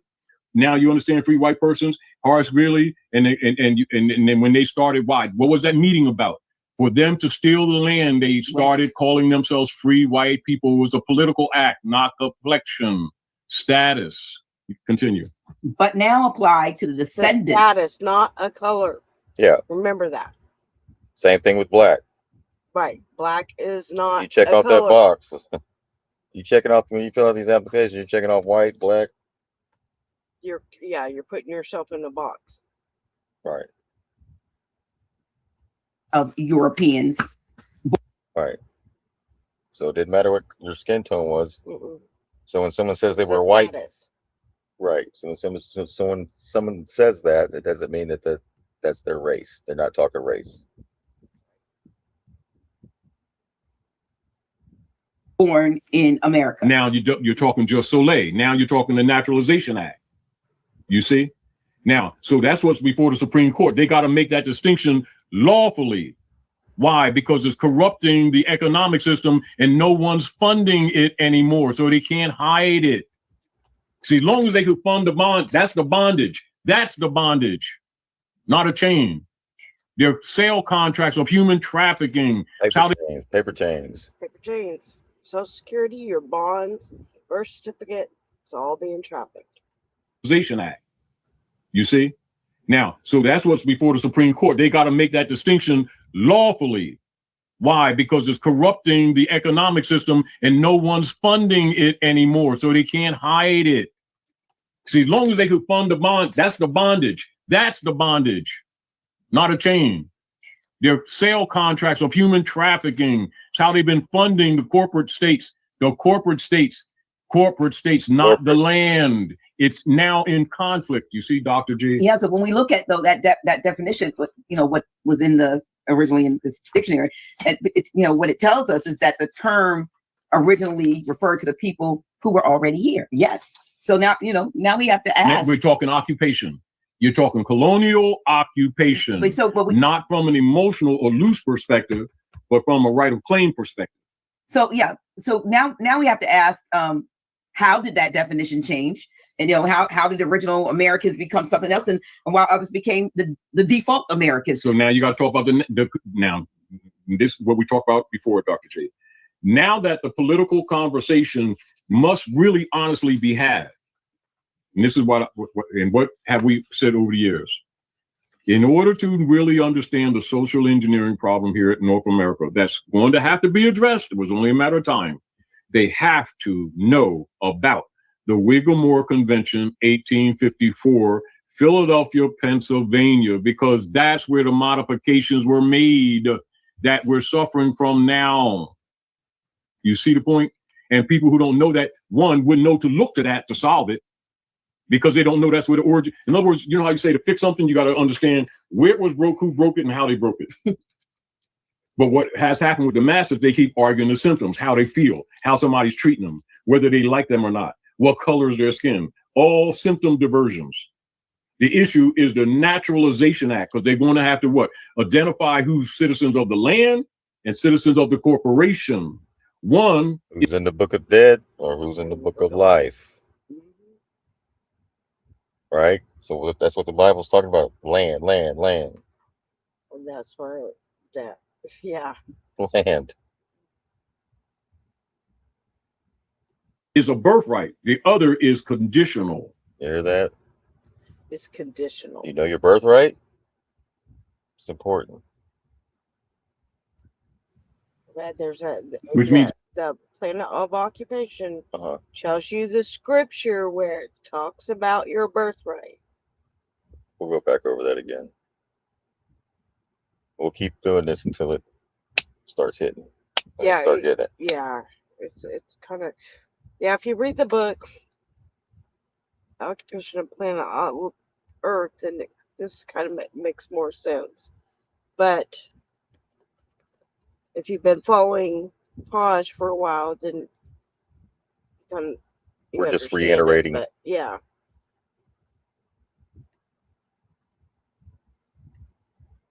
So yeah, the modification was the 14th Amendment, which now they have to admit to. That's what the Supreme Court ruling is, and not because they want to; they're being forced to. They have no choice; they're out of money.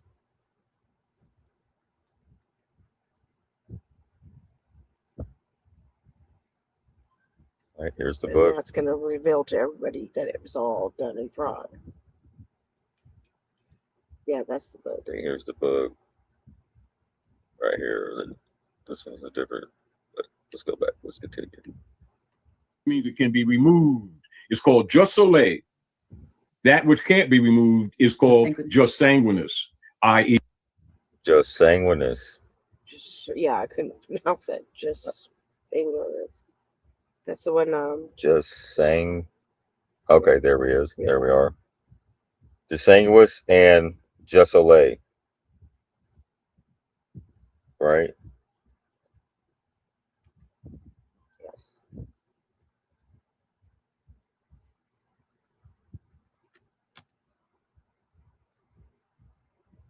Yes. Pedigree. So now, when you look at the book, right? So the first definition is the pedigree. The second is just soleil. So if you don't teach people civics, they can't tell the jurisdiction. They think it's one. And so people have been assuming that just because they are what you say here in North America, it makes them, i.e. a citizen. Not true. They allowed it to appear true while they were using these people for pawns to vote and other things. Now that is breaking the system economically, they want to argue, don't they? Why? Because middle class has been sacrificed to maintain it, and they ain't having it. They're trying to turn the middle class into the lower class. So, just soleil is the right of the soil, is what that means. Just soleil is a principle of nationality law stating that the citizenship is determined by the birthplace, rooted in English common law, adopted by the United States, the 14th Amendment. And the other one is just Anglicinium. How do you say it? Just sanguis. Yeah, it's English common law, which refers to the body of English law that shaped colonial and early U.S. legal system. It includes property law, sovereignty doctrines, citizenship rules, and land tenure systems. It was all absorbed by the doctrine of discovery into U.S. jurisprudence, replaced indigenous land systems with English property concepts, and provided the legal tools for asserting jurisdiction over indigenous nations. So one's the right of blood and one's the right of land? Yes. By the 14th Amendment. Y'all got that? By the 14th. The Jus Ingles. Yeah, it's Latin for right of blood. Which one? Just soleil. Yes. Just sanguis is Latin. Oh, okay. Just soleil is Latin for right of soil.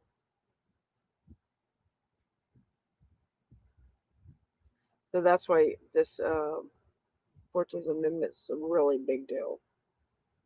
Really big. It's not about it's not about what you think it is. No. On the surface, but they present to us with the current situation with the immigrants. Now, what I just said, you know, and I know that's not in the minds of most people when they're looking at this issue. So that change occurred through processes of governance, colonization, and thus redefinitions, or what you call connotative linguistics is the redefinitions. Why? Because things are what they are. So you look at the first part of that, and you're dealing with the definition. The second part is redefinitions, right? So these terms evolve over the years, and they're based on how they're socially applied, mainly by those who are governing or administrating government. And these definitions often shift according to the political agenda. You see the point? Yeah. But it doesn't make them lawful or right, you see? So over the years, that creates the political vagaries, doesn't it? Now, again, that's why it's before the Supreme Court now. And I suspect that they're not going to be honest to the general public. That's why I say, if anybody, they should be looking at the minutes, which probably, you know, and this is, again, why they hide things. You know what I mean? When you were talking, it made me think of the shirt that we sold a few years ago. Yeah, and what does sanguine? Sanguine means blood. That shows that it said the blood. There we go. So the blood don't die. People do know your bloodline. Just sanguis. See how she has it, Dr. G? It says, what does it say? Yeah. The blood don't lie. People do. Know your birth rate. Just sanguinis. Exactly. This is the t-shirt I designed. Now, so this is described in the first part of the Americans, the copper complexion people. That's this. Yeah. Now, the second part it now means that's 14th Amendment. Yeah. See now, and this is back to people, how they can expose information, but people, if they don't know what they're reading, meaning if they don't know that the classifications of citizenship is just sanguinis and just lay. So if they don't know that in the Naturalization Act, the politician can present any kind of argument among them. It's usually emotion-based, isn't it? That has come home to roost. All right. So that change occurred through the processes that they created for their governance under color and under color jurisdiction. What is the color jurisdiction? They've been operating under 14th Amendment. You see? Mm-hmm. So, which is really colonization. Right? But the people, not knowing it's unconstitutional, don't know that it doesn't apply to the land or the people of the land. So they have to trick the people of the land to accept it in order to make the claim. That's the 14th Amendment issue. So these terms evolve based on how they are applied. These are those adjustments that you talked about. Mm-hmm. And when that alleged authority shifts for those control purposes, the definitions also often shift with it, right? Yeah. By political necessity, not by truth, not by law, but by legal process. That's a distinction, right? And so what we see today is not necessarily the original meaning or meanings of these terms, words, phrases, and classifications. See, but is modern administrative applications. And those applications were created by political, i.e. necessity, not by truth of law. Oh, yeah, that's absolutely true. So now, can we take this a little step further? Yeah, because regardless of what the Supreme Court decides, this entire conversation opens, like I said in the beginning, a much wider discussion, and it opens the question of who actually has who. Yeah, well, that's who has the birthright to this land? Who's the true? Let's put it clear. Let's make it clear. Yeah, who actually has the birthright to this land? And from my perspective, the copper-colored, melanated, Aboriginal people of this land. No, original means the truth. Right, are the ones with the true birthright claim. All right. And what we're seeing today is a debate happening within a system that may have already redefined who the original people are. Well, not they did. Well, right? That's why they did it. Right, because many of us have been taught that our story begins with slavery, and that we came here, that we are not from here. And I'm saying that we need to re-examine that. We really do. We really need to. What now? So now remember, they, in order to examine it, we've got to get away from emotions and deal with law and jurisprudence, because that's where it's rooted. Because that's where the determination is. That's the aggregate. It's not rooted in fact. Now, so that those perspectives. Look, is it not rooted in fact and truth? What's true? That's why it's before the courts. Yeah. Right. So those perspectives that we discuss and that other people may be discussing, right? And because remember, the motive of the discussions vary. One, because of the reclamation of birthright for nationalization purposes. The others to maintain color of authority constructs that are in place de facto. See, so they're protecting their corruption. Now, because of identity history and classifications and the misclassifications, it creates the complex subject matters concerning the statuses of the people. And so there are indigenous populations, right? Yeah. That because of reconstructed history, many of them lost consciousness of their connection to the land and thus the estates. And then others who have been brought here under colonial operations are making a claim on the land and the estates that don't belong to them. So that's the complex issues that it creates, you see. So there were indigenous populations on the land at North, Central, South America that are the people of the land. And there were people that came or were brought, very few were brought. Most people came here through what you call migrations and trade. Right. But mostly the alleged authorities were under colonial powers, but the colonial powers are de facto fiat. That's why when they look at the bullets, they always refer to them as fiat, including their trade principles are called fiat. So if the people don't know the language, they don't know that the fiat is fraud at its base. So that you have people claiming an estate that is not theirs and making claims against those who have right of estate who have been suppressed, whose both history and claim of land have been suppressed, right? So there are also processes of those reclassifications and the renaming, but the renaming was for to stealing the estates. And so rather than accepting a single narrative, because the complexity is that all these things must be discussed. But the subject matter, the subject matter by law, not by opinion, that must be addressed is the Naturalization Act and the contamination of the Naturalization Act 1870. Because that's where it took place. In other words, you got to study that to fix it. And I guarantee you that's being discussed in the Supreme Court, but they ain't going to discuss it publicly. So a lot was taking place here when they were talking about the Civil War and all that was taking place. with the Right. Naturalization Act of Yeah, that's 1870, what and that then was all about. the Act of 1871, where they made the shadow government, created Yes, DC, and by force, and by right? force. So, but y'all don't take this as a reclassification. Wouldn't make any of us have to leave. It's No, just the truth has to be known. The truth is that people were here before their land was taken, right? Um, and the truth has to be known. The truth is Christ is truth. Christ returned is the return of truth. That's what that means. To deny the truth is to deny Christ. That's where that comes in. So the truth is the truth, and that's what saves us from destruction, right? So we just accept the truth. It is what it is. But before this all happened, even the migrants that came over here, they were not under the U.S. corporation until 1868, right? Was that the year 1868 when the corporation formed? 1871. 1871. So that, and then in But you see how he 1868 was saying that, when they modified the right. 14th Amendment. So they were free, right? They were free too. So if we reverse this, Until they reclaim. you will have that option again to be free and not under their jurisdiction. Free man. Unless you work for the federal government, then you would automatically go under there. In accepting a single narrative, it becomes important to examine how these categories and misclassifications were formulated. Again, how were they formulated? Now you got to go what? Whittemore Party Convention, Philadelphia. So they got to talk about things that haven't been taught in school. They got to talk about things that are being inculcated within the social structures administratively without the general public knowledge, and has created the social economic problems that we have today that have what? Ran their course and crashed, and is making the corporate states broke, bankrupt, and the nations won't buy their bonds anymore.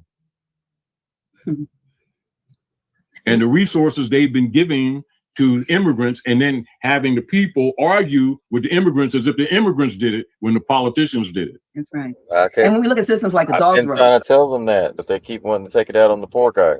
Because the politicians keeps telling them that. It's either the Democrats or it's the immigrants doing all this fraud. They are pawns just as much as we are in this game. Pawns no more. Right. So you got to turn off the political Shit crap. show. Because that's all they're telling you is a bunch of crap. Bullshit. There is real things going over in these other countries in North and South America, right? Because they're trying to establish their jurisdiction and the same bond system type thing that no countries are buying is affecting all these other countries as well, and it's happening to us as well.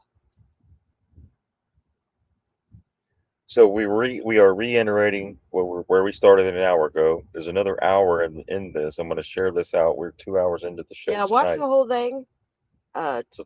Take notes. You still got a whole nother hour. Very important.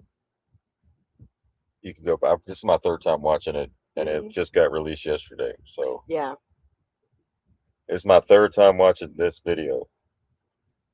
First time was mind blowing. Go back, and then I start looking up the words. Then I play it again. Then I go back and listen to it again. And when he's speaking, I can understand what the hell he's talking about. I don't have to sit here and wonder what all these words are. Yeah, it helps. They love to use those. They use those words on purpose. It's good. Right. Those are good. The English common law where they used all those. They're so joyous and all that. So you. Yeah, it goes right over your head. Understand what the hell they're talking about. So, North and South America, everybody is from America, and everybody would be an American. But then they brought people over here to make them citizens so that they could sell them on it through the bonds. Yes, to do human trafficking. So yes. we have two types of human trafficking: the kind that's real, Real. and you know you're trafficked, where you can't get away. Right. And then there's the other one where they sell us for our money. Basically, they're selling our backs in Yeah. another way. That's it. And, And we were unaware of it. and you're unaware of it, and you Uh-huh. can't see the cage. The other person Exactly. knows they're being trafficked. Yes. We didn't No. know Right. because it Until was now. because it was all by paper. So the largest human trafficking is that, the bonds. And then they highlight these little oh, we caught these over here, just little like they're doing something, when this has been going on for decades. The real human trafficking, like really taking people and all that and doing horrible stuff, that's very real. Right. But this is like also very huge that they don't tell you about. Here, we go ahead and share this link out real quick in case anybody wants to finish it. It's another hour or so. We've done a lot of talking in between. So we covered an hour of it in 2 hours because of what we added and the discussions that we had. So it gives us another perspective of what's taking place versus um, how they present it to us. So Right. So Hmm? basically the rescinding of the doctrine of discovery, the Nationalization Act being modified, which was the 14th Amendment. If they take that away, that corrects the wrongs. Right. And that's what has to happen. The wrongs have to be corrected. We're all going to be fine.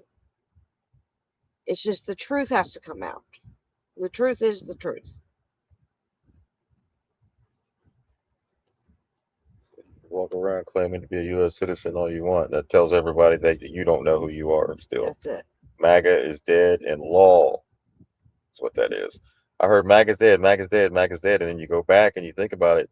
Yeah, they don't know who they are. They don't know their birthright. That's right. They're still U.S. citizens running around. And like he said, the original melanated people here, we all reincarnate. You may have been one of them before too. Right. And we all come from the one same. So it has nothing to do with skin color. No. But this 14th Amendment does, because certain people took their land when they weren't supposed to. They could have lived here amongst everybody and just been fine. They didn't believe in owning land, so everyone could have just parked it and have just been great. Would have been great, but instead they wanted to take over everything. All right, so here's the book again. Occupation of Planet Earth. Get that for like $9. Yeah. And then the other two that go underneath that, the notice of claim and the cathedral. So those two, the white ones. The letters of, what is it? The letter of cathedral. Yeah, cathedral. Yeah. Letters patent. And Termination notice of occupation. unregistered claim. Corporation. And the other one as well. And the other one's the notice to claim. And it tells you a lot in there. Yeah. And what's the guy's name in Occupation of Planet Earth? Peter. No. The guy that John Q. Trust. John Q. Q.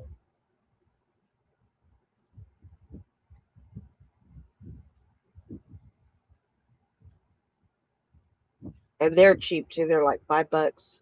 And I think the other one's 10.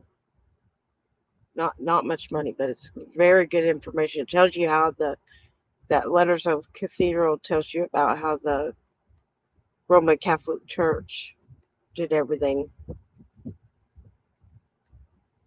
under the religion and all that stuff, under how they did the doctrine of discovery, And like Columbus was colonial, which is one of uh,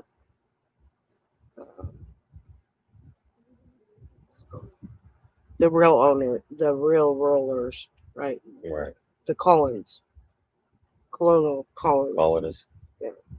Colonists, colonial, it's all the same.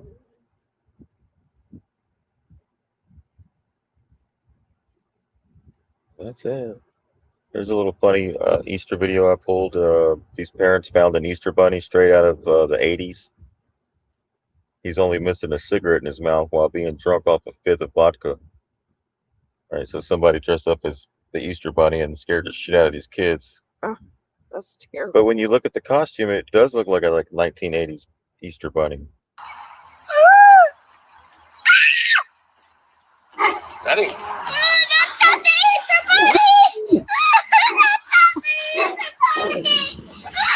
See the Easter. Look at him. He looks. That's scary.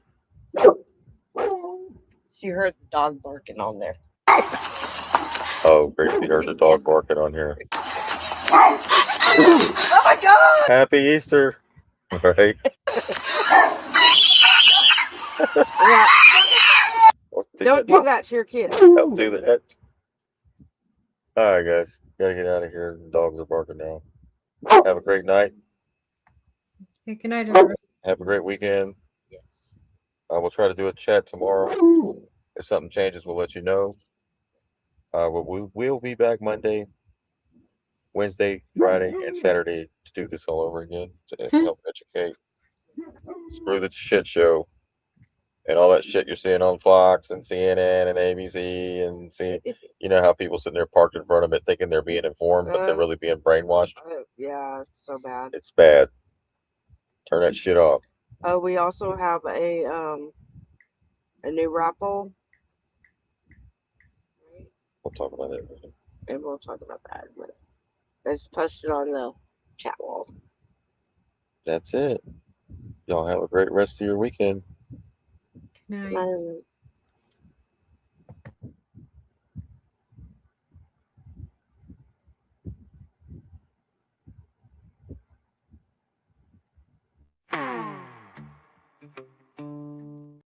Open list.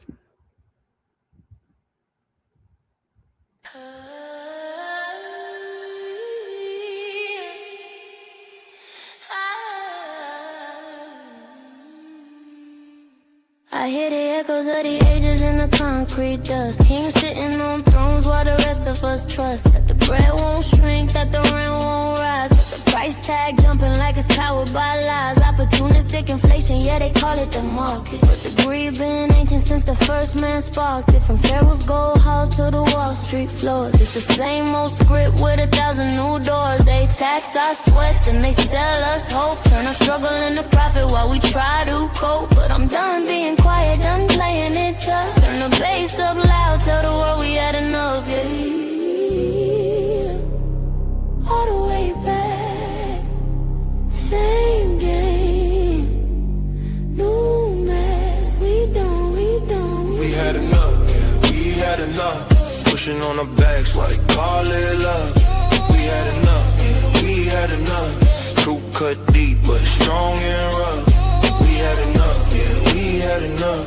Clones in the crowd, but we rise above.